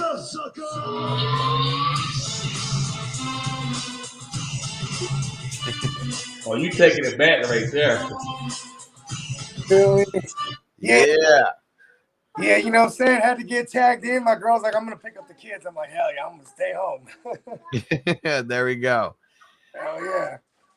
All right. Let's see. So where are we at? Lost my place here. There we go. No, we did that one already. Hold on. Hey, did they say anything about Alex Collins? Yeah, he's starting. Okay. Because I know he was kind of still nursing that groin. You know what I mean? They said he's good to go. There we go, execution. So hopefully, I mean, we said it a little bit earlier. We'll say it again. So, he said, are we buying Alex Collins? Any news on Wilson? Hell no, I'm not buying Alex Collins. But, I mean, if he's on waivers or someone's going to give him to you for cheap, or, maybe you got a losing record and, someone's giving you 3 players for your best player. Maybe he's one of them. Maybe. But Chris Carson's out. We just said that a little bit ago. So, Alex Collins versus the Packers, fire him up. Yep. Yeah. And Wilson, and the second part, Wilson, that Pete Carroll said that Wilson is good to go and ready for Sunday's game. Yep. Russell, last name Wilson. Hey, I listen, man. Russell Wilson's one of the most amazing cats ever. And this is another example how fast he's coming back from this injury. You know what I mean? Hey, anybody to go out and do a pregame when you're not even playing like that? Hey, what can you say? He deserves to play. Yep. That's for sure. All right, and we got another question here from Patreon. My man Frank, what up, bro? He said Alex Collins or Bolden. Now this one is kind of tough. It is because Bolden, we need to know that Damien Harris is not playing. We need to know if Stevenson is playing. All that kind of stuff. On Collins, regardless, because even if it is Brandon Bolden, there's no Damien Harris, no, what's his name? Ramondre. No Ramondre. It could still be like more JJ Taylor. We never know what Belichick's gonna do exactly. Like Damien Harris has actually been the most predictable because he's just a guy you feel comfortable starting. You know what I mean? Outside of him, it's always hit or miss. I'll go Collins here. In standard, I would agree 100% exactly what you're saying. But in PPR, they can give JJ Taylor 15 carries. Bolden is still going to have 8 or 9 catches. So it's really a PPR. PPR, I'm playing Bolden all day. In standard, it would be very hard. And I probably would go with Bogard, with what he's saying. I would go with Alex. Well, and here's what it comes down to for me. Because as of right now, I'm taking Alex Collins, if Damien Harris plays, like all that kind of stuff. Yeah. But I think Bolden's going to be a good play this week either way because he's the pass catching running back.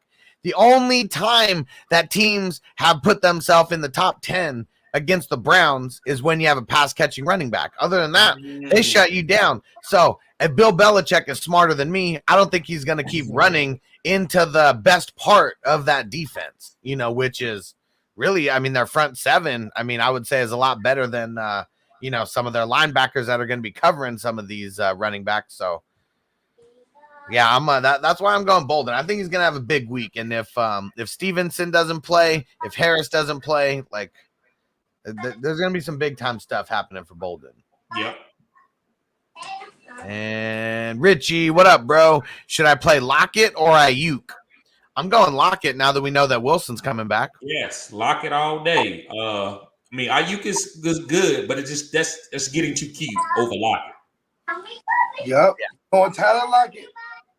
Yeah, with Wilson coming back, you're not sitting Lockett. Not the way that he was playing.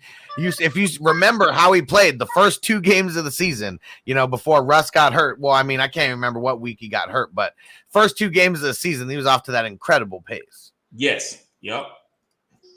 Sean, what up? Sean EG said need a Julio replacement. Got Cooks, Chase, Deontay Johnson, Ridley. Who do I pick up and play this week due to buys? Ayuk, Van Jefferson, Elijah Moore. I'm picking up Elijah Moore for sure. Yeah. Let me see. You got Cooks, Chase. Elijah Moore. You got Mike White. I like you, but even Ayuk's interesting, man. Buffalo is tough. I think the Jets is going to push Buffalo, but me, I'm edgy always, but that's a little too. I'm gonna have to say Ayuk, man. I just think that San Francisco offense moves a little bit smoother. He's not. I say Ayuk over Elijah Moore. I don't know. I don't know what to trust against Buffalo defense. And at least for me, and I'll be talking about this a lot more over these Q&As because Elijah Moore is going to be a crazy topic. A lot of people are going to be questioning picking him up, starting him. The only reason I think you could start him against the Bills, well, not the only reason, but the main reason is Trey White's not going to be covering him. Okay, I didn't know. He's going to be covering Corey. Well, he's going to be covering a guy like Corey Davis. Okay, got you. Elijah Moore, he's all over the place with where they line him up. They don't line him up on the and Trey White. It depends on who it is. He's not shadowing every single player that he got. He's not shadowing the number one guy every single time. Mark White too. White Mike. Yeah, White Mike. My bad. Yeah, enough to I trust the Jets enough to go down versus the Bills to where they're going to have to throw it. So just like a lot of these games, it may be a little bit ugly in the early stages, but I think there's going to be a lot of garbage time. I know Tremaine Edmunds isn't playing, so he's been. Outside of Poyer, he's been their biggest playmaker on defense. I know Milano's been good, but Edmunds has been stepping it up this year. He's looking more like he did in his first 2 seasons. So he's out. So that's going to be more work on the underneath for Carter and Ty Johnson. Okay. And I think the Bills, I hope the Bills just whoop on them to where they just keep throwing it all day. Okay. So you might running have backs talked are me going to get into the love maybe too. playing Elijah Moore. You might have talked me into that, bro. Because I just didn't feel good. I like Elijah Moore, but I just didn't feel good about it. But yeah, you made some very great points. I like Brandon Ayuk in prime time, where Jimmy's been coming off a back-to-back 300-yard outings because our defense is bad, that we got to throw it a ton. This is another game I think Jimmy throws the ball like 40 times. You know what I mean? So and it's really, I like Elijah Moore's situation a lot with White Mike, but I mean, it's just still the matchup. You know what I mean? Even though Trey Edmunds is out, they're still going to be able to pressure. That line is still bad. They're still going to be able to pressure. You know what I mean? It's got to be, everything's got to be short for Elijah Moore. But I think the running backs eat more into Elijah Moore's production than anything because they're gonna get all the short passes. You know what I mean? Yeah, he's been the guy who's been getting the bulk of the targets as of late. Had those 2 touchdowns against the Colts a couple weeks ago. I believe he had a touchdown last week as well. Yeah, 2 last week. Was last week against the Colts? Yep. Thursday. Oh yeah, it was. Yeah, so 2 last week. Yeah, there we go. I don't know why I thought that, man, last Thursday's game just seems like it was so long ago. Lifetime ago, bro, because we're on this thing every day. Austin. There's no Austin. Go ahead. Backwards. Yeah. And Austin, what up, bro? Need a flex. Emmanuel Sanders, Ayuk, Hilton, Stevenson, Standard. For Standard, I got to go Hilton. And where are you going on this, Bogart? You hear all the choices? You guys probably couldn't hear me. I said Ayuk and Hilton. So it's only one. So you got to choose one. I'm going to go Ayuk. There we go. 2-1. Zeb, Jacobs, Woods, or Dearness Johnson. Pick one. PPR. Dearness. Give me Dearness, but Jacobs is not far from Dearness. I like the way what Jacobs has been doing. They finally using Jacobs like he should have been used coming out of college. They throwing him the ball. He's getting 4 or 5 targets. So I'd say Dearness, but I like Jacobs too. This game can get out of hand either way. The Raiders Chiefs game, right? I think Drake is the play here. I think he's the one who targets at least. Jacobs gonna get some work early, but I just think this game, it's really got to be a game where they're boat racing. And you know what? Even if they're boat racing them, I think then we see more. What's that guy? He's the grinder, man. The backup. Who's the other backup running back they got over there? They got 3 guys. Washington, not Washington, but Jalen Rashad. Payne Barber. Peyton Barber's over there. Yeah. I could not remember who was number 3 on their depth chart. If they're boat racing, they're gonna use him to chew clock. You know what I mean? Like Jacobs is hella fragile. I hope you're right about Drake because of injuries and like I got Saquon there and Robinson and who knows what's gonna happen. I've been throwing in Drake in the Scott Fish Bowl like every single week over the last couple weeks. He's been working. He's been working enough, that's for sure. All right, Rhino, wonder what y'all think about the Denver-Philadelphia game. I have a feeling that Judy has a breakout game. Also afraid the Broncos could just run the ball all game. So hopefully you heard me talking a little bit earlier about Darius Slay shutting down the outside wide receivers. So I feel like Cortland Sutton's going to get shut down, and I think Jerry Jeudy gets a grip of volume like Keenan Allen did last week. Yeah, and I mean, Tim Patrick's also hurt too. You feel me? Yeah. You know what I mean? And Albert O's hurt, so like they might go to more of a 3 wide receiver set. You know what I mean? Instead of 12 personnel, like as much as possible, because they do hurts the receivers over there too. Oh man, Marcos, what the hell are you doing to us here? So this is Marcos Valdez on Facebook. He said, "Sit 1, Eckler, Dearness Johnson, and Corduroy Pimpin' Patterson." It'd probably be Dearness because listen, this is why I say this, because this is what I love the workload, but if that's what you do best as a team, Belichick's going to be trying to shut that down, and that's run the ball is the best that they do. They're going to be like Baker, try to beat our secondary. I agree 100% with that. But is Cleveland good enough to say you still can't stop it? Are they that good? I mean, the line is pretty damn legit. Yeah, the line's legit. they're not gonna they're gonna be without Jack Conklin, but they've been running well without him the past couple of weeks. Okay. And then here's another thing. New England, how are they gonna approach it? Are they gonna do I think they'd be like bend don't break like how they always are and let you get yards on the ground, then tighten up in the red zone? Yeah. I would say Cordell Patterson, but it's going to be between you. I'm going to ask you to pick this with your gut. It's going to be between Cordell Patterson and Dearness Johnson. Cordell Patterson, the reason why I say play him is because he hasn't had a bad game this year. He might be one of the only players that haven't had a bad game. He's already hit at least 12 points in all his games. Dearness, like Bogard said, they will be trying to start Dearness. They will load the box and make Baker beat them. But I like that. I like those targets. The Atlanta Falcons can win different ways. They can throw it to Kyle Pitts and give it to Mike Davis, which I don't think so, because Mike Davis hasn't been getting a lot of targets. But it's just a little bit cleaner with Dearness. But I'm gonna still say Cordell Patterson and Eckler. Those are the guys that you start. I'm sitting Dearness Johnson out of the three. No way am I sitting Eckler and Corduroy Pimpin Patterson. Not even because of the nickname, just because of the way they use them. They use him out of the backfield. They line him up like a running back. They line him up like a wide receiver. Like he's been an ultimate cheat code for the Falcons and Matt Ryan. Let's see. JC Money, thoughts on Barkley? I think when he comes back, he's going to be solid. I mean, they play in the NFC least, so they're going to have, some weak games on the schedule either way. I think he's going to do what he did 2 years ago in 2019, where he comes out, he gets hurt. High ankle sprain, misses a bunch of games. Well, he missed a couple games and he kind of re-aggravated it. And then but towards the end of the season, he won people championships. If you traded for him and you had a winning record and you didn't need him to play, and you just stashed him for the playoffs, you won championships because of that in 2019. Yes. So right now, I would take Alvin Kamara and try to go get Saquon Barkley if I could. Or other guys, maybe not Najee or nobody or Jonathan Taylor, but most other guys, Eckler, I would, if I was up winning, I would go get Barkley right now. It's a little edgy, but it's edgy.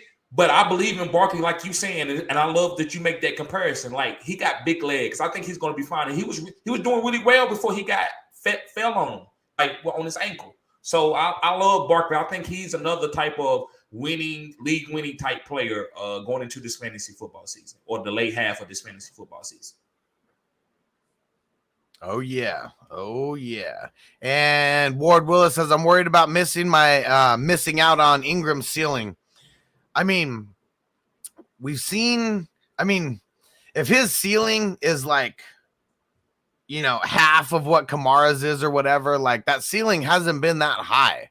Over the last couple weeks, you got no Jameis. This offense isn't moving like it used to be. So even Ingram having a breakout game for this year, his breakout game could be 80 yards, and no touchdown, we already talked about Taysom Hill, how he may be coming in there in the red zone, in the green zone. We shall see. I'm playing Ingram where I need to. But if I have a little bit more viable options that are a little bit safer to me, I'm leaving Ingram out. But I've already got Ingram in a few lineups where I need, I have no other options. I would say I like Ingram, and I'm like you. If it's a better player out there, then yes, I'm doing it. But if I'm not going to get something off the waiver wire for him, because I don't really believe there's anything out there better. I think Ingram is one of the best waiver wire pickups to play. So I think he's fine. I think if you got really good players other places, just go ahead and put him out there, man. Let the chips fall where they fall. I think he'll be okay. This offense is not terrible with Trevor Simeon. I think he'll get a couple goal line opportunities. Yep. And we got what up? And Zeb throwing in the trees. What up, bro? We're about to get to smoking here real soon. And Joe Harris said, if Murray don't play, who's a better start? Matt Ryan or Teddy? 6-point TD league. Matt Ryan going up against the Cowboys and Teddy going up against the Eagles. I think I'm rolling Matt Ryan on this one. Yeah, I'm a little bit biased, but I guess I'll say Matt Ryan too. And Ruben said, I don't know if my question got answered earlier. Yep, Tom Brady or Dak. So I said Tom Brady. TD said Dak. And then Mark Ingram or Dearness Johnson. We both said Dearness Johnson. Yep. All right. And Zeb said, cheers, bro. Cheers, Zeb. Let's see. I think we answered this one already too. LeBron's brain. Choose one. Hawkinson, Gibson, Judy. Yep. I chose Gibson. I can't remember who you chose. I chose Judy. There we go. And Zeb, Dearness a must start this week. It always depends on your options, but I know that 100% of the leagues that I rostered Dearness Johnson in, he's starting for me. Yep.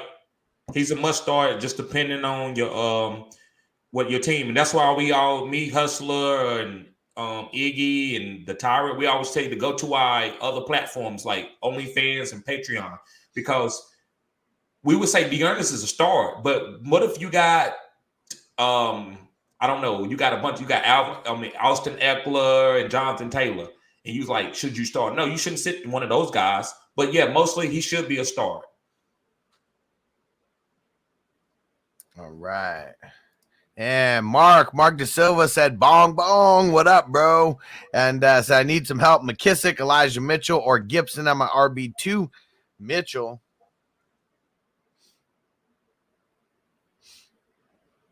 Yeah, so you said need some help. McKissick, Elijah Mitchell, or Gibson for my RB2. Mitchell. There we go. And Alex said, yo, bro, what up? What's up, bro? Nice. And he said, this is a new format. I like it. Hell yeah. I thought he was talking about Super Draft at first. And so I've been pitching him Super Draft. But so he actually going to come on because I asked him the question a little bit earlier. But yeah, I thought we've been doing this for a while. We've been doing this for 8 weeks. Yeah. Shit. Since we started the first week, maybe even before week 1 started.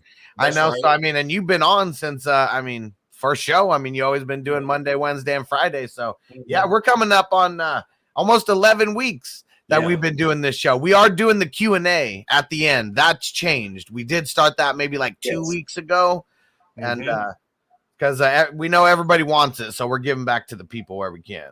Yep. And Alex said, which two you starting out of Allen, Deontay Johnson, Moss, and Jamal Williams? So damn it, you know what? Jamal Williams is out this week. I forgot to mention that a little bit earlier on the news show. And Zach Moss is questionable. Yeah. So I'm just going Allen and Deontay Johnson. Who is Allen? I'm assuming Keenan Allen. Okay. So yes, it's the PPR monsters, Deontay Johnson and Allen. Yeah, Moss and Williams, they out. Actually, just to get off topic a little bit, Devin Singletary is probably going to be the starting running back this week. Moss is in concussion protocol. Go.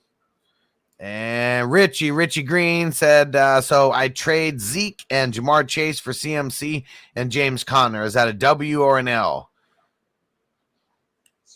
I think I would rather have the Zeke and Jamar Chase side out of this for the rest of the season. This is a little bit tricky. I think you need to get rid of Zeke. I'm not telling nobody to get rid of no Jamar Chase, but you need. I would. That's just my opinion. I would trade Zeke for maybe CMC and James Conner, something like that, similar. I wouldn't throw Chase in there. I don't like people throwing in really good players just to get the trade that you want. No, Jamar Chase is good. So I understand getting rid of Zeke is a little iffy with the knee injury. So I would just try to maybe move Zeke. Yeah. And Sean, what up? Does Jimmy struggle on Monday night and Lance get the ball next week versus Jacksonville? Bogart? So there's that. And it's gonna happen. Wait, start over. You were in the Matrix a little bit. Man, you hear me now? Yep. Yes. Okay. So Jimmy plays well against the Rams in his career with the Niners. You know what I mean? So there's that. And Lance, we're gonna see Lance when we're all the way mathematically eliminated. You know what I mean? Because or if Jimmy gets hurt prior to that. You know what I mean? Because Jimmy playing well. Jimmy's coming off of 2 games for 300-yard outings, back to back, multiple touchdowns. You know what I mean? Yeah. I mean, but listen, Von Miller, that is going to make a big difference, though. So we're going to see how that goes. You know what I mean? Like, I mean, it's already tough with Aaron Donald. You know what I mean? Yes. Yeah, I mean, I guess it depends on the way that he struggles, because if it's our defense making plays, things like that, I mean, their offensive line starts crumbling, or something like that, that can't really be blamed on him. But if he starts throwing up like stupid interceptions, versus like throwing the ball away or taking sacks versus throwing the ball away if he had a chance to, like, that's the kind of thing that I feel like it all depends on where that struggle comes from, if it's from him specifically or from the team around him. Yeah. Long story short, stash Lance. Yeah, you just never know how this is gonna play out at the end. We always thought Lance could be like a second half, like type of league winner, especially in a super flex. And here's the other thing too. Listen, with Jimmy, or even when it's Lance, I mean, when it's Lance, I think all the skill position guys take a hit in fantasy. This is just gonna happen because now you have a guy. Yeah. Throw the ball like 10 times less than Jimmy because he's going to run the ball like 10 times himself, right? Yeah. But I will also add that Kittle's back, and that makes Jimmy and everybody else just that much more like it just opens everything up, right? Yeah. The run game, then he helps in the passing game as well as a receiver. Yep. And shout out to everyone watching on Twitch right now. Appreciate you guys. And we got a question on Twitch. Kurt Cobain's Magical Bullet asks, yo, Ayuk, Corey Davis, T.Y. Hilton, Khalif Raymond at the flex. And there's probably heroin in his bullet. He had the little necklace bullets. Just whoop, whoop. Ayuk. I'm sticking with T.Y. Hilton. I'm going Ayuk. So, Hustler, why you feel good about T.Y. this week? Like, you don't think the injury is going to affect him or anything this week? No, because it was a concussion for him. It wasn't the other injuries for him. It was clearing the concussion protocol is what it was. And you think he'll do just as good as Michael Pittman?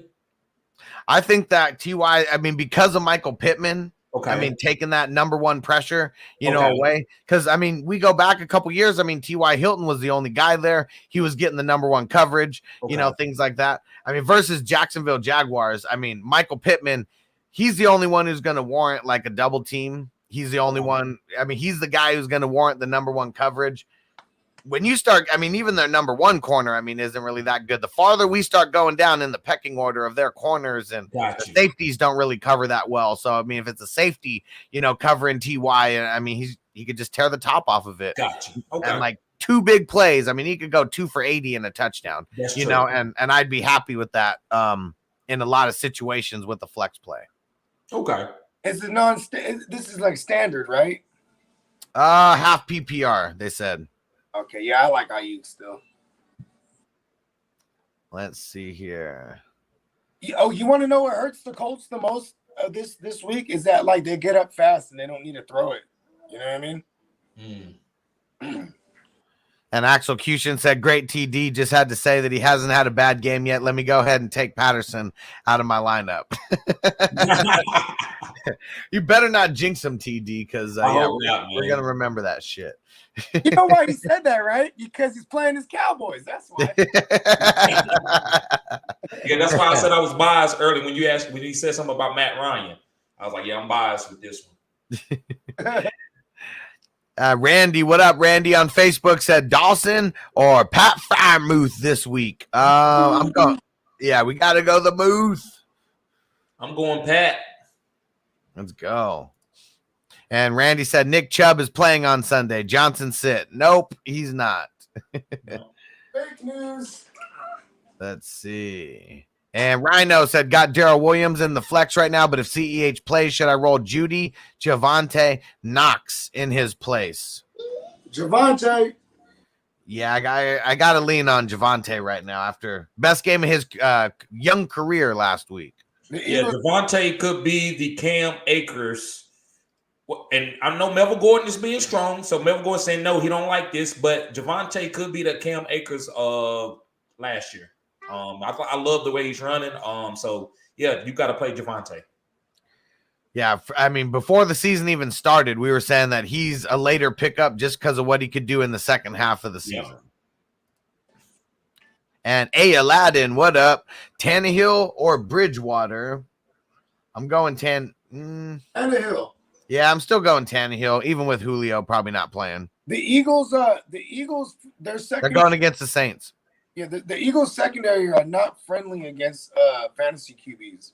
Yeah, it's because of Darius Slay, really. That's a tough one, man. You know, because I want to drop Tannehill. I got Tannehill in a redraft league, and he just ain't done shit for me. I guess less of two evils, I would say Tannehill.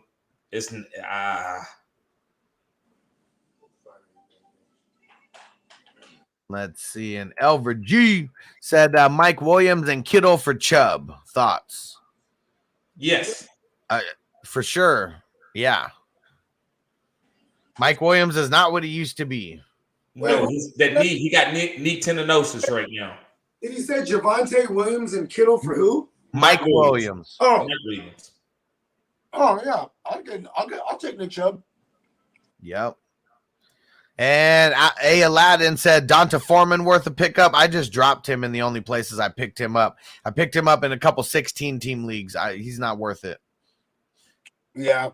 It just depends on how much bench space you got. If you want to stash him, you know, and I don't like saying this, but you know, COVID happens. So things can happen. So if you don't want to go and bid for him, then you can stash him if you got room, but do not be like dropping guys that has way more value to him just to pick him up. Yeah. Do you think the evil emperor has something to do with Nick Chubb and them testing positive? And it was only how come all the running backs but Johnson? You know what I mean? Yeah. Bill, this is the work of Bill Belichick.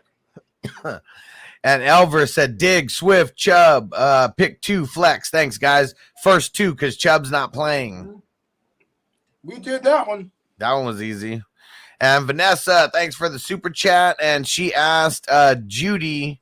So hold on. So Judy won for the flex, or what does this mean?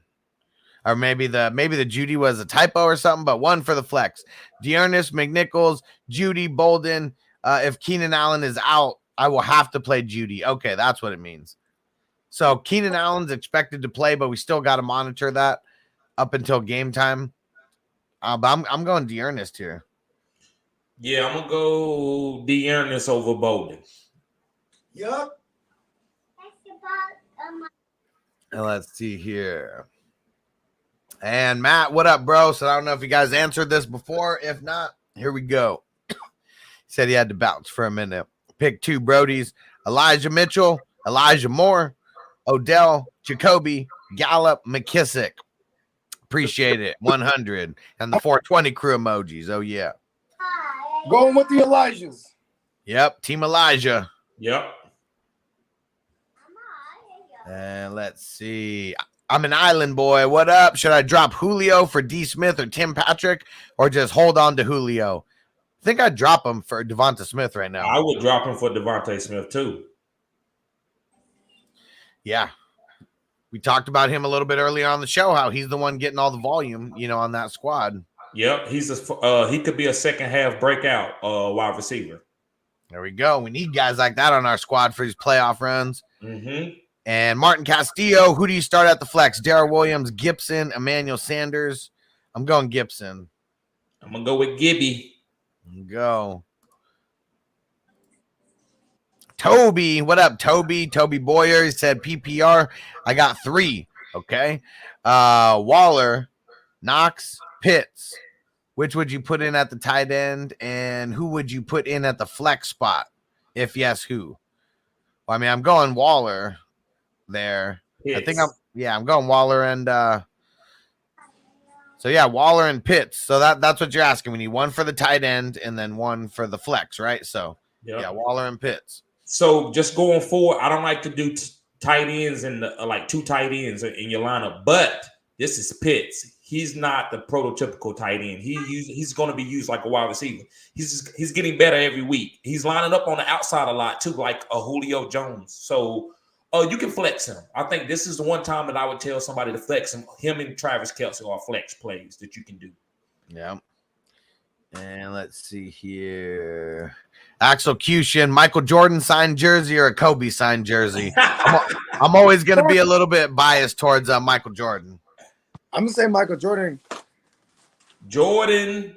Let's get it. Hey, rest in peace to the GOAT, though, man. Hey, I'm an eras guy. I'm a guy who says eras. You know what I mean? And so Execution, I know he's younger. He called us all old fucks last time. He's like 22 or 24, but Execution supports the cause. He barely even got hair on his balls, man. What's he talking for? But it's cool that, I mean, it's Michael Jordan, you know, or Kobe versus LeBron or something, or you know. LeBron or Kobe. Yeah, because, I mean, Jordan and Kobe, I mean, that's 1 and 2 for me right there. And David, what up, bro? If Superflex keep losing it, it might be time for Lance regardless, just so they get Lance some experience. It also depends, though. You don't want to get him experience where he's getting his ass kicked either. Like, you need that confidence. Like I said, if they're mathematically eliminated, because we're like, you know what's crazy is if we win a game this week, then we're not, you know, we go on a run, then we're in it. Technically. I mean, look at right now. The Falcons are the 7th seed. They're 4-4. If they drop 3, and we win 3, we're back in this thing. Like, you know what I mean? Like, it's just how it works. And then you make the conscious decision as a coach. If you're out, you'll be like, all right, it's time to see as much Lance as possible. You know what I mean? Yep. So better go stash him somewhere if he's available. I know all the super flex leagues and stuff that I'm in, he ain't there. I'm stashing him. I actually just made a trade for him. Ha, you savage. I'm like, oh, it was a throw-in. I was like, I'll throw in Trey Lance. You don't need him. You know what I mean? Like, I just throw in Trey Lance. Chase, what up? Chase said, hey, fellas, Debo or Terry? I got to go Debo. I'm going to go Debo. And that pains me to say it, too. But even though that is a really juicy matchup against the Buccaneers with a game script where we know they're going to be throwing the rock, I still got to go Debo because I know that's going to be the same game script where it should be.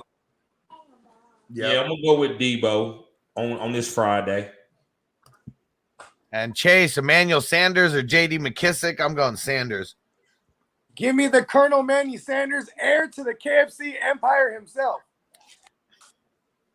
I'm gonna say Emmanuel Sanders.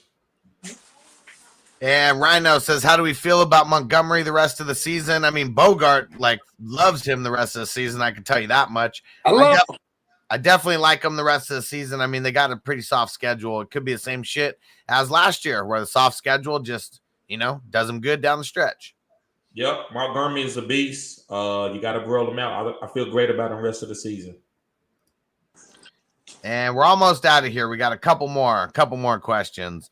And Execution said, just got offered Javonte and Lockett for Amari Cooper. My QB is Mr. Wilson. I'll do it. Yeah. I would too. Hell yeah. You win. Wilson coming back right now? Yeah. Yeah, you go get that Javonte and Lockett for Amari Cooper. Mm-hmm. That's a Bogard trade in a motherfucker. And Zeb said, thanks, guys. Cheers. Hell yeah. Let's smoke it up and drink it up. Let's get it. And Matt said, Todd Gurley, Trent Richardson, Kevin White. Pick 2. I'll leave Todd Gurley. I'll leave Todd Gurley off because he's the only one who had some spurts with top RB. So we'll go with the real shitty ones here. I go with Kevin White because he's still pushing.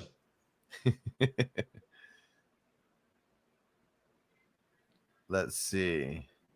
And second take extra, Deontay Johnson or Josh Jacobs, it's D Johnson or Josh Jacobs. I'm assuming it's Dearness Johnson here, not Deontay Johnson. Yeah. So you got to tell me if I'm wrong. But I'm going Dearness Johnson over Jacobs. Yeah, Dearness Johnson. I like Jacobs, but I still got to go with Dearness. Second take extra said I said what I said. D Smith's going to be a top 15 wideout rest of the season. I agree with that. I hope you're right. I got him in a whole bunch of leagues right now. And second take extra, D Smith and Julio were solid flex options rest of the season. Yeah, I don't know about Julio, though. If he can get healthy, that's the only thing, bro. We just want him to get healthy. Yep. Yeah, I like them Hornets, bro. That's what that. I don't really like. I like basketball, but I don't watch a lot of pro basketball until we get around playoffs or certain games. So I just support the Hornets because that's the state that I'm in. I'm just pulling up Super Draft Pro right now. I gotta go before 7:30, right? 7 o'clock or 7:30. Making sure I'm checking the time because I missed a couple of these NBA games because for football, I always got 5, in my mind. So the 4 o'clock messes me up.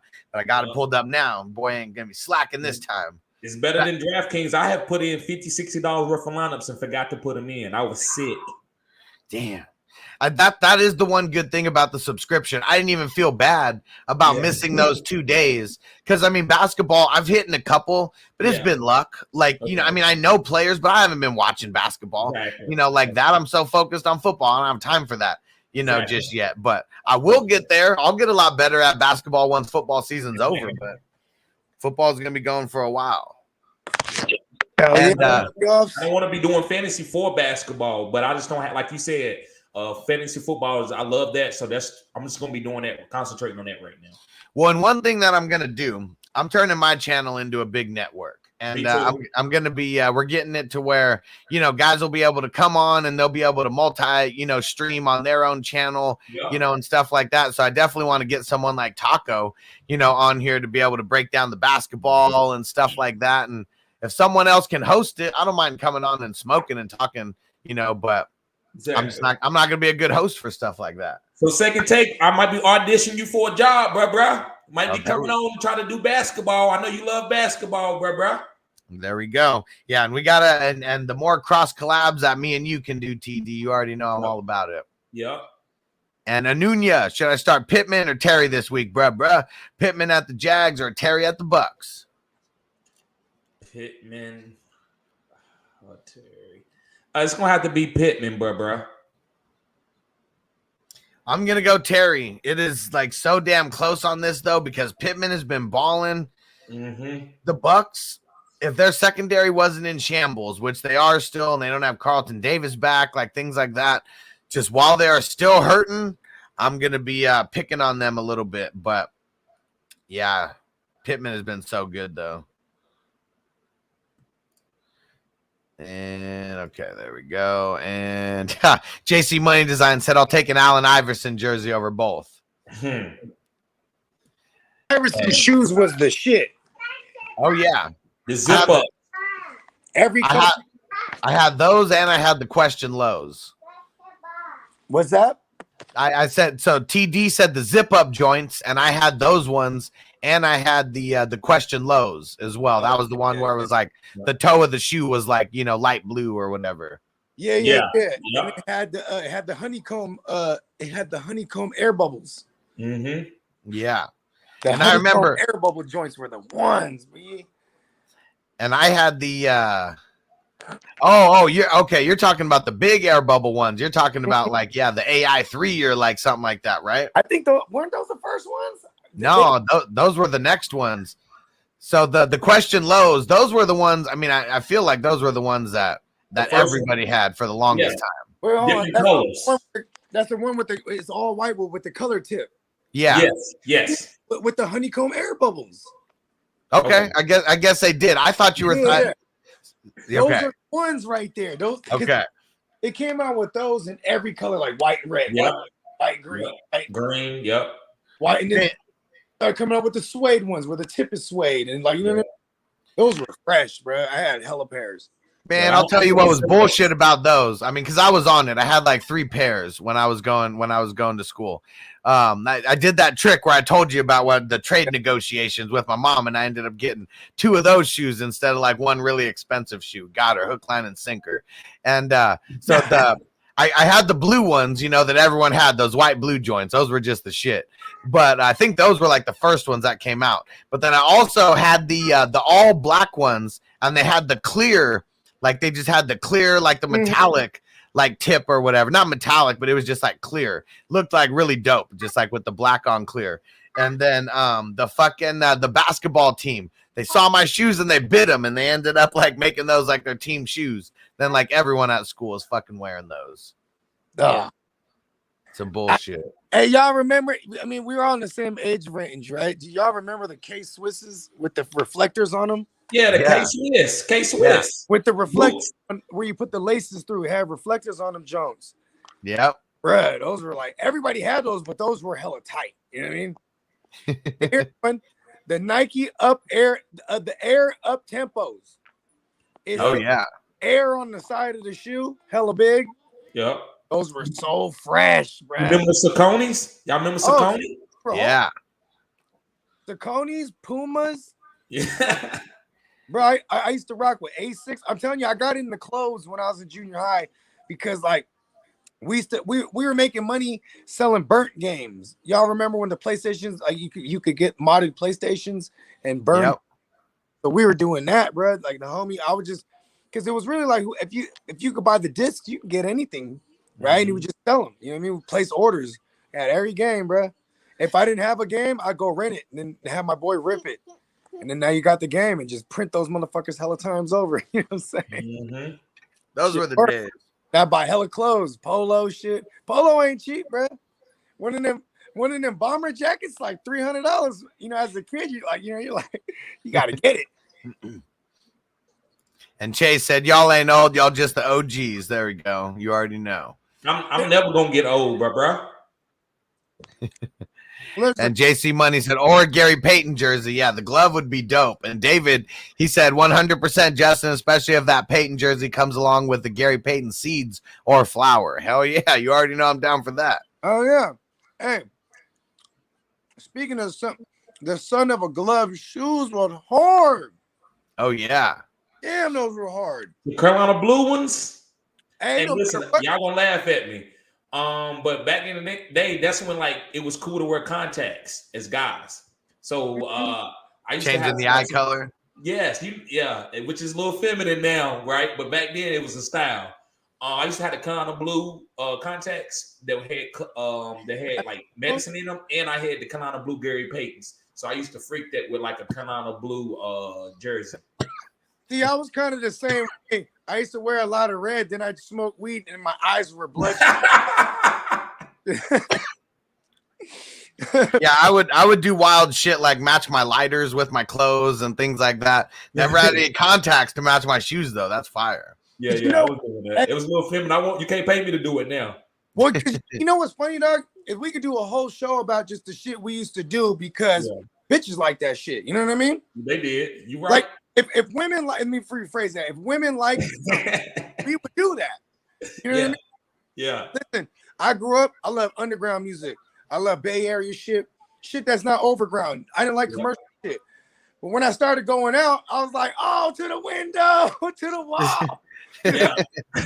Like, hey, that's the shit that got the booties on the floor. You right. Like, you know what I mean? It was even funnier when you were doing it at the house parties and you had the explicit version, the regular version, and the girls were, then you already knew it was going to be a good night. Yes. Oh, yeah. Yeah, that was always at every house party, like when I was in high school after that came out. So I was like, I can't remember when that came out. That might have been 03, right? But y'all missing this is the gas. Oocha wally wally, oocha bang bang, oocha wally wally. Mm-hmm. Yeah. Hey, that was Bravehearts, bro. Hey, that went crazy, actually. That did. That was that gas. Crazy. Yeah. Hey, listen, this is another one. Hold on. Because now that we're in that era, right? That EI? Damn. Hey, the females used to go crazy for that EI. EI, uh-oh. Yeah, what's happening now? That was the slap. Man, I will tell you, people still love Nelly. So at the Padres game, this was like maybe like 2016 or something. But so they got this area at the park, like where people like, there's no seats or anything, but it's like the park in the park where people like throw the ball and like it's a big grassy area. Yeah, the big grassy area. And so sometimes they'll have like concerts like back there, like, like little mini concerts, like nothing crazy. But they had Nelly out there for one. And if you bought a ticket, you automatically got into the Nelly. So I was like, all right, this is worth buying a ticket for. Let's go see what he does. man, everyone was still cracking to the Nelly. Like he did all the old school joints. Like, man, it was that shit was a fun ass concert. I could never understand what the hell he was saying. I mean, I liked it. The song was gas, but I was like, I just do, I didn't know what he was saying. Yeah. Nobody knows, but that's the thing, though. TD, nobody knows. That's what makes it better. And Frank, what up, bro? Said happy Friday, guys. What up, Big Frank? TGIF. Yeah. And every time Frank comes in the building, just always reminds me how I got to tell everybody about the crypto game that we're on right now. And if you guys don't know about the Nafulo crypto token, you guys better get on it right now. I'll put the link in the chat for everybody here. And it is an up-and-coming crypto token. I've been talking about it for months and months. I got in on it like right before the season started. My money's been going up and up. We're talking fractions of a penny. Okay, it's not even a penny. It's not 20 cents. You know, it's fractions of a penny. You throw down a little bit of money and it goes up like 5-10 times. You know, you're going to be happy. You throw in $1,000, it goes up 5-10 times. You know, you're going to be way more happy. So make sure you get in on that right now. It's I'm putting in the YouTube video link in the description. It's going to tell you what app you need to download and how you go about buying some. But it's super cheap. It's not too hard, but there's a few steps to it because it's not on Coinbase. So, but go get in it. Go get in it. Go spend some money on it. You don't got to spend a lot. Get your paper, young man. Get it. We know you missed out on Bitcoin and Dogecoin and all those things. Don't miss out on the next big thing. And there we go. And Austin said, Shiba, you already know. Yeah, that took off once it went to Coinbase. And I bought in like months and months ago. And so, yeah, that jump was pretty nice. I wish I was balling a little bit more back then. But even throwing down like $300 and then 5 times in the money, you know, feels nice 2 months later or 3 months later, whatever it's been. Man, I'm hella mad that I didn't jump all over the Dogecoin. because that was like early 2020 shit. You know what I mean? Yeah. I was like, you could have got in on it still pretty early because it jumped on the Saturday Night Live. But that experience alone taught me so much. I didn't make any money off of it, but the knowledge of what happened for that set me up for life already. How he boosted it up.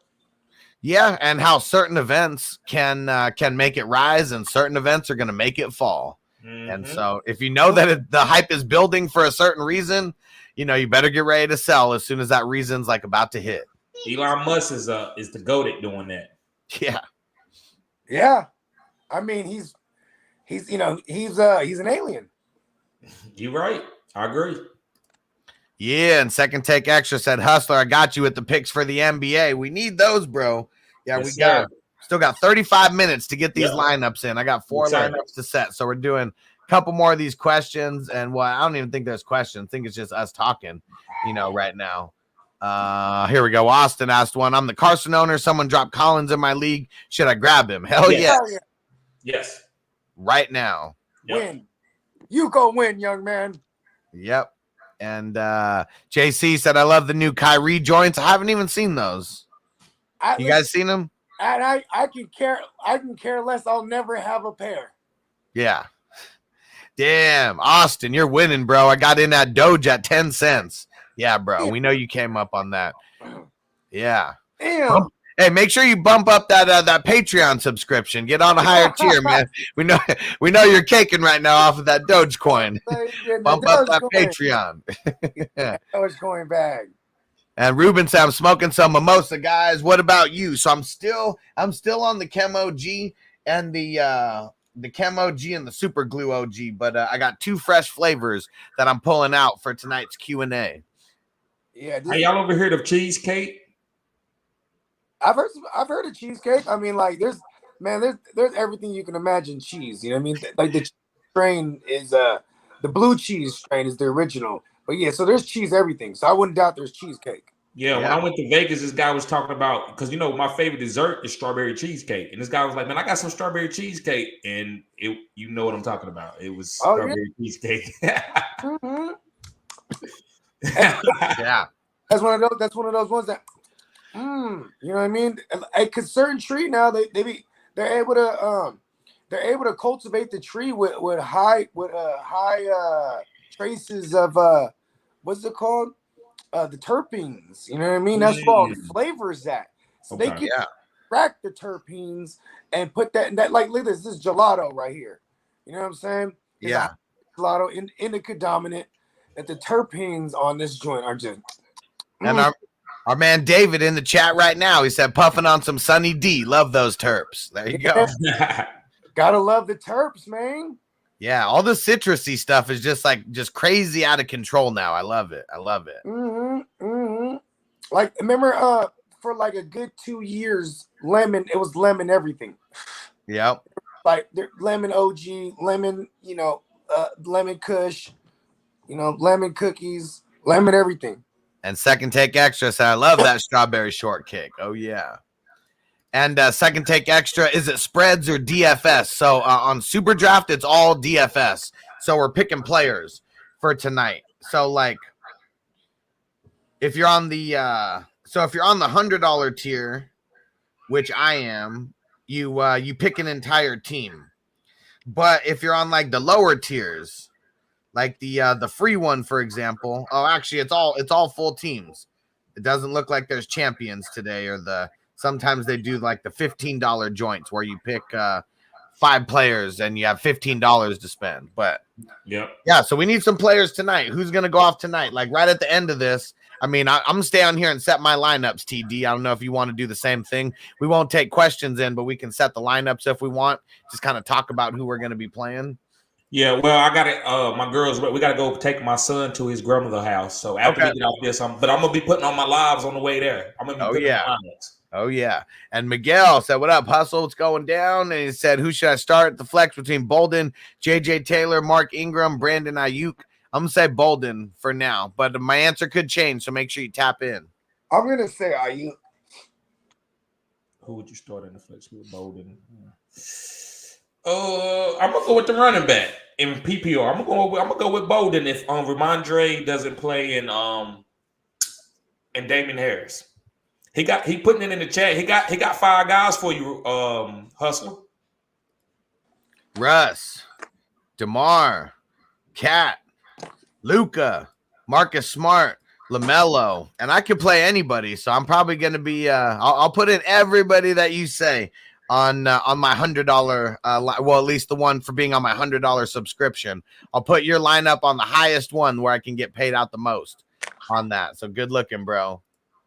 And David said anything Tangy. Yeah, fam is fire. Hell yeah, my girl loves the Tangy stuff. Let's see. You know what's my favorite strain of all time? Because I'm like a big sativa head. I love Durban Poison. It just just like when you smoke cookies, you could taste the Durban in it. You know what I mean? Because that's one of the strains that originated in the for cookie, right? Damn, the Durban Poison is my joint, bruh. Be high than a motherfucker. Just going about my day. You know what I mean? So who's Cat? That's Carl Anthony Thomas. Carl Anthony Thomas. I was blanking on his name. Anthony Towns.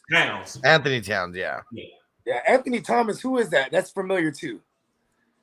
That's the guy that came out of Oregon that he was like a gadget player. He played for Kansas City for a little bit. There you go. All right, Marcus Smart, huh? And I could literally play anybody too. I could literally play anybody today. We get multipliers based on like how much they think that they're going to play. So Russ is like a 1 times multiplier. DeRozan's 1.25. Marcus Smart is 1.55. LaMelo.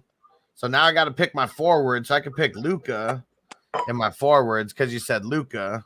Marcus might be the best multiplier on that list. Probably. Christian Wood is good too.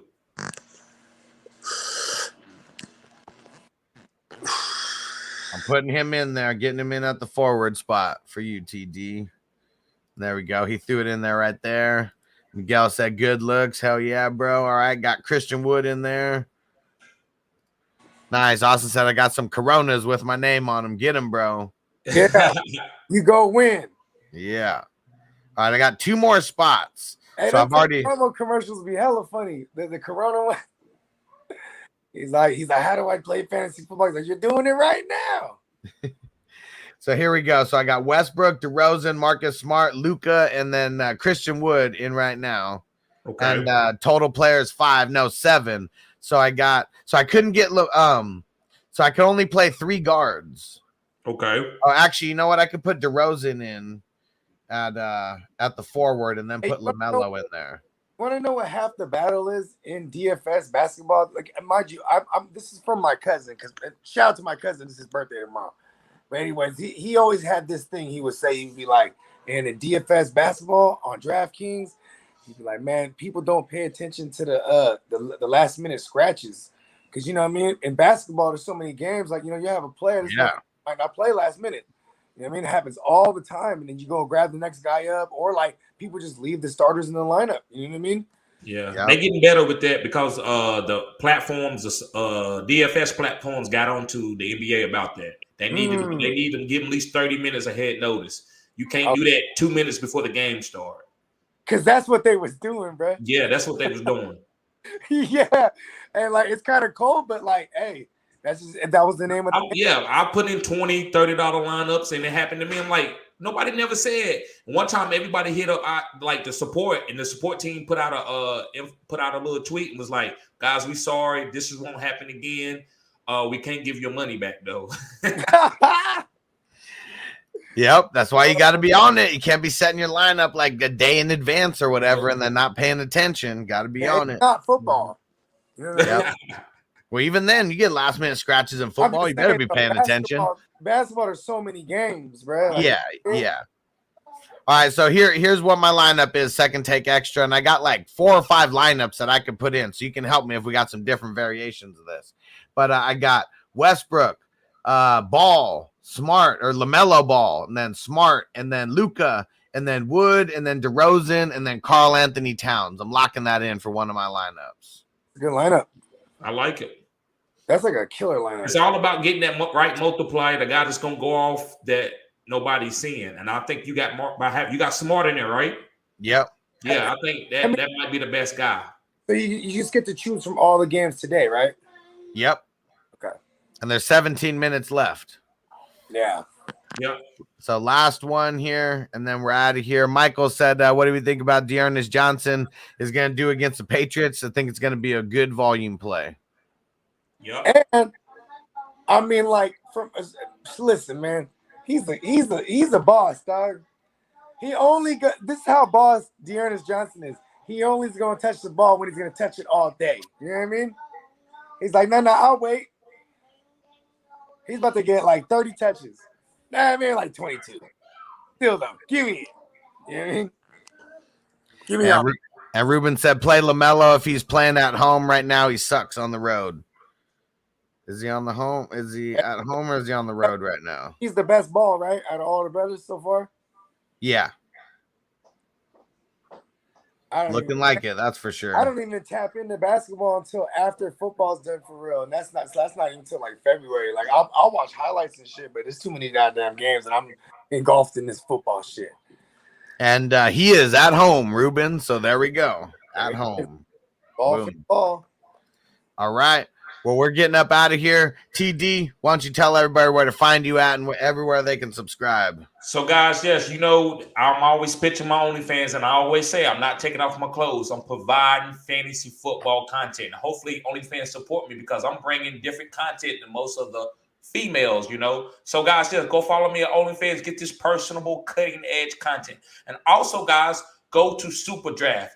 Listen, I didn't put out any leagues where I play against my subscribers. But if you want to play against me in a week-to-week battle, go sign up right now. And I will send invites to guys like Hustler and Bogard and see if they want to get in a $1, $5 game. And you can play against some of these elites, guys. We elite at what we do. So if you want to play against us and say that you're better than us, then sign up on Super Draft and click one of our links. It depends on if you.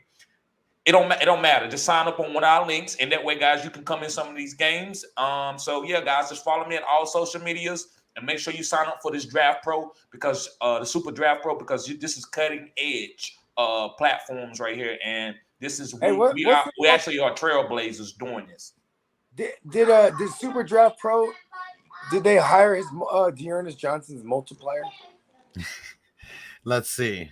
Because like with DraftKings, all the other joints, they set those the salaries like on a Monday. Yeah, you know what? These guys they only set them. Well, actually, you know what? No, there is some the cash games they have them set right now. So let's see what Dearness Johnson's multiplier is. So his multiplier is 1.55.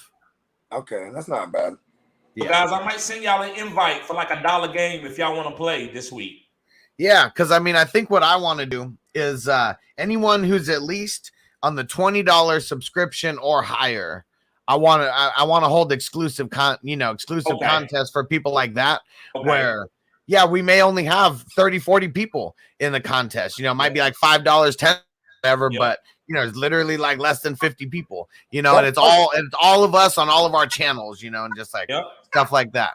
Yes, it's gonna be good times. And Bogart, tell everybody where to find you at. Yeah, the Earth is my turf. Universe, give me money at GMM Network. Boom. Yeah.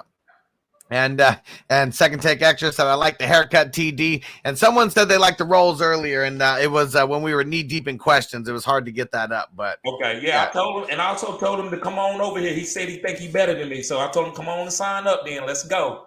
Yeah, let's get it.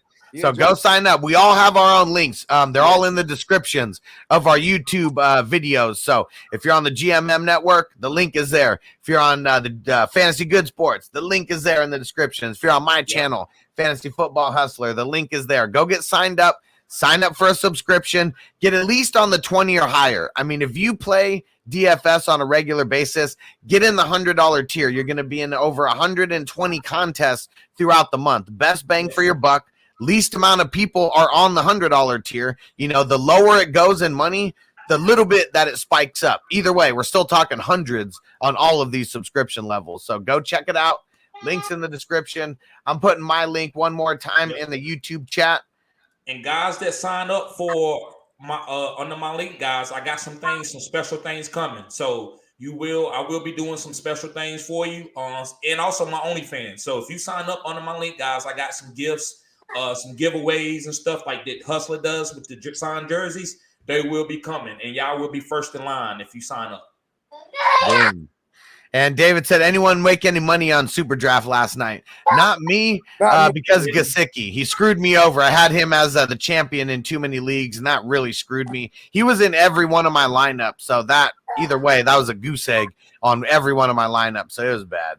I had Bissett because I thought they would be throwing a lot, and he got hurt. So you know what that was. Yeah, I think JC Money. I think he was in the money in one of his. I know Iggy said he was in the money with some of his. So out of our whole crew, I know some people made some money, but out of me, no, I didn't. And Manny T said, is Aaron Rodgers playing this week? We don't know yet. Got to tap in tomorrow. Having 2 Q&As. One's going to be like morning-ish, early afternoon, something like that. And then the other one's going to be later at night. So we'll see you guys tomorrow. We'll see you later tonight, actually. We'll be here for the Q&A in a few hours. So make sure you tap in. Peace out. Peace.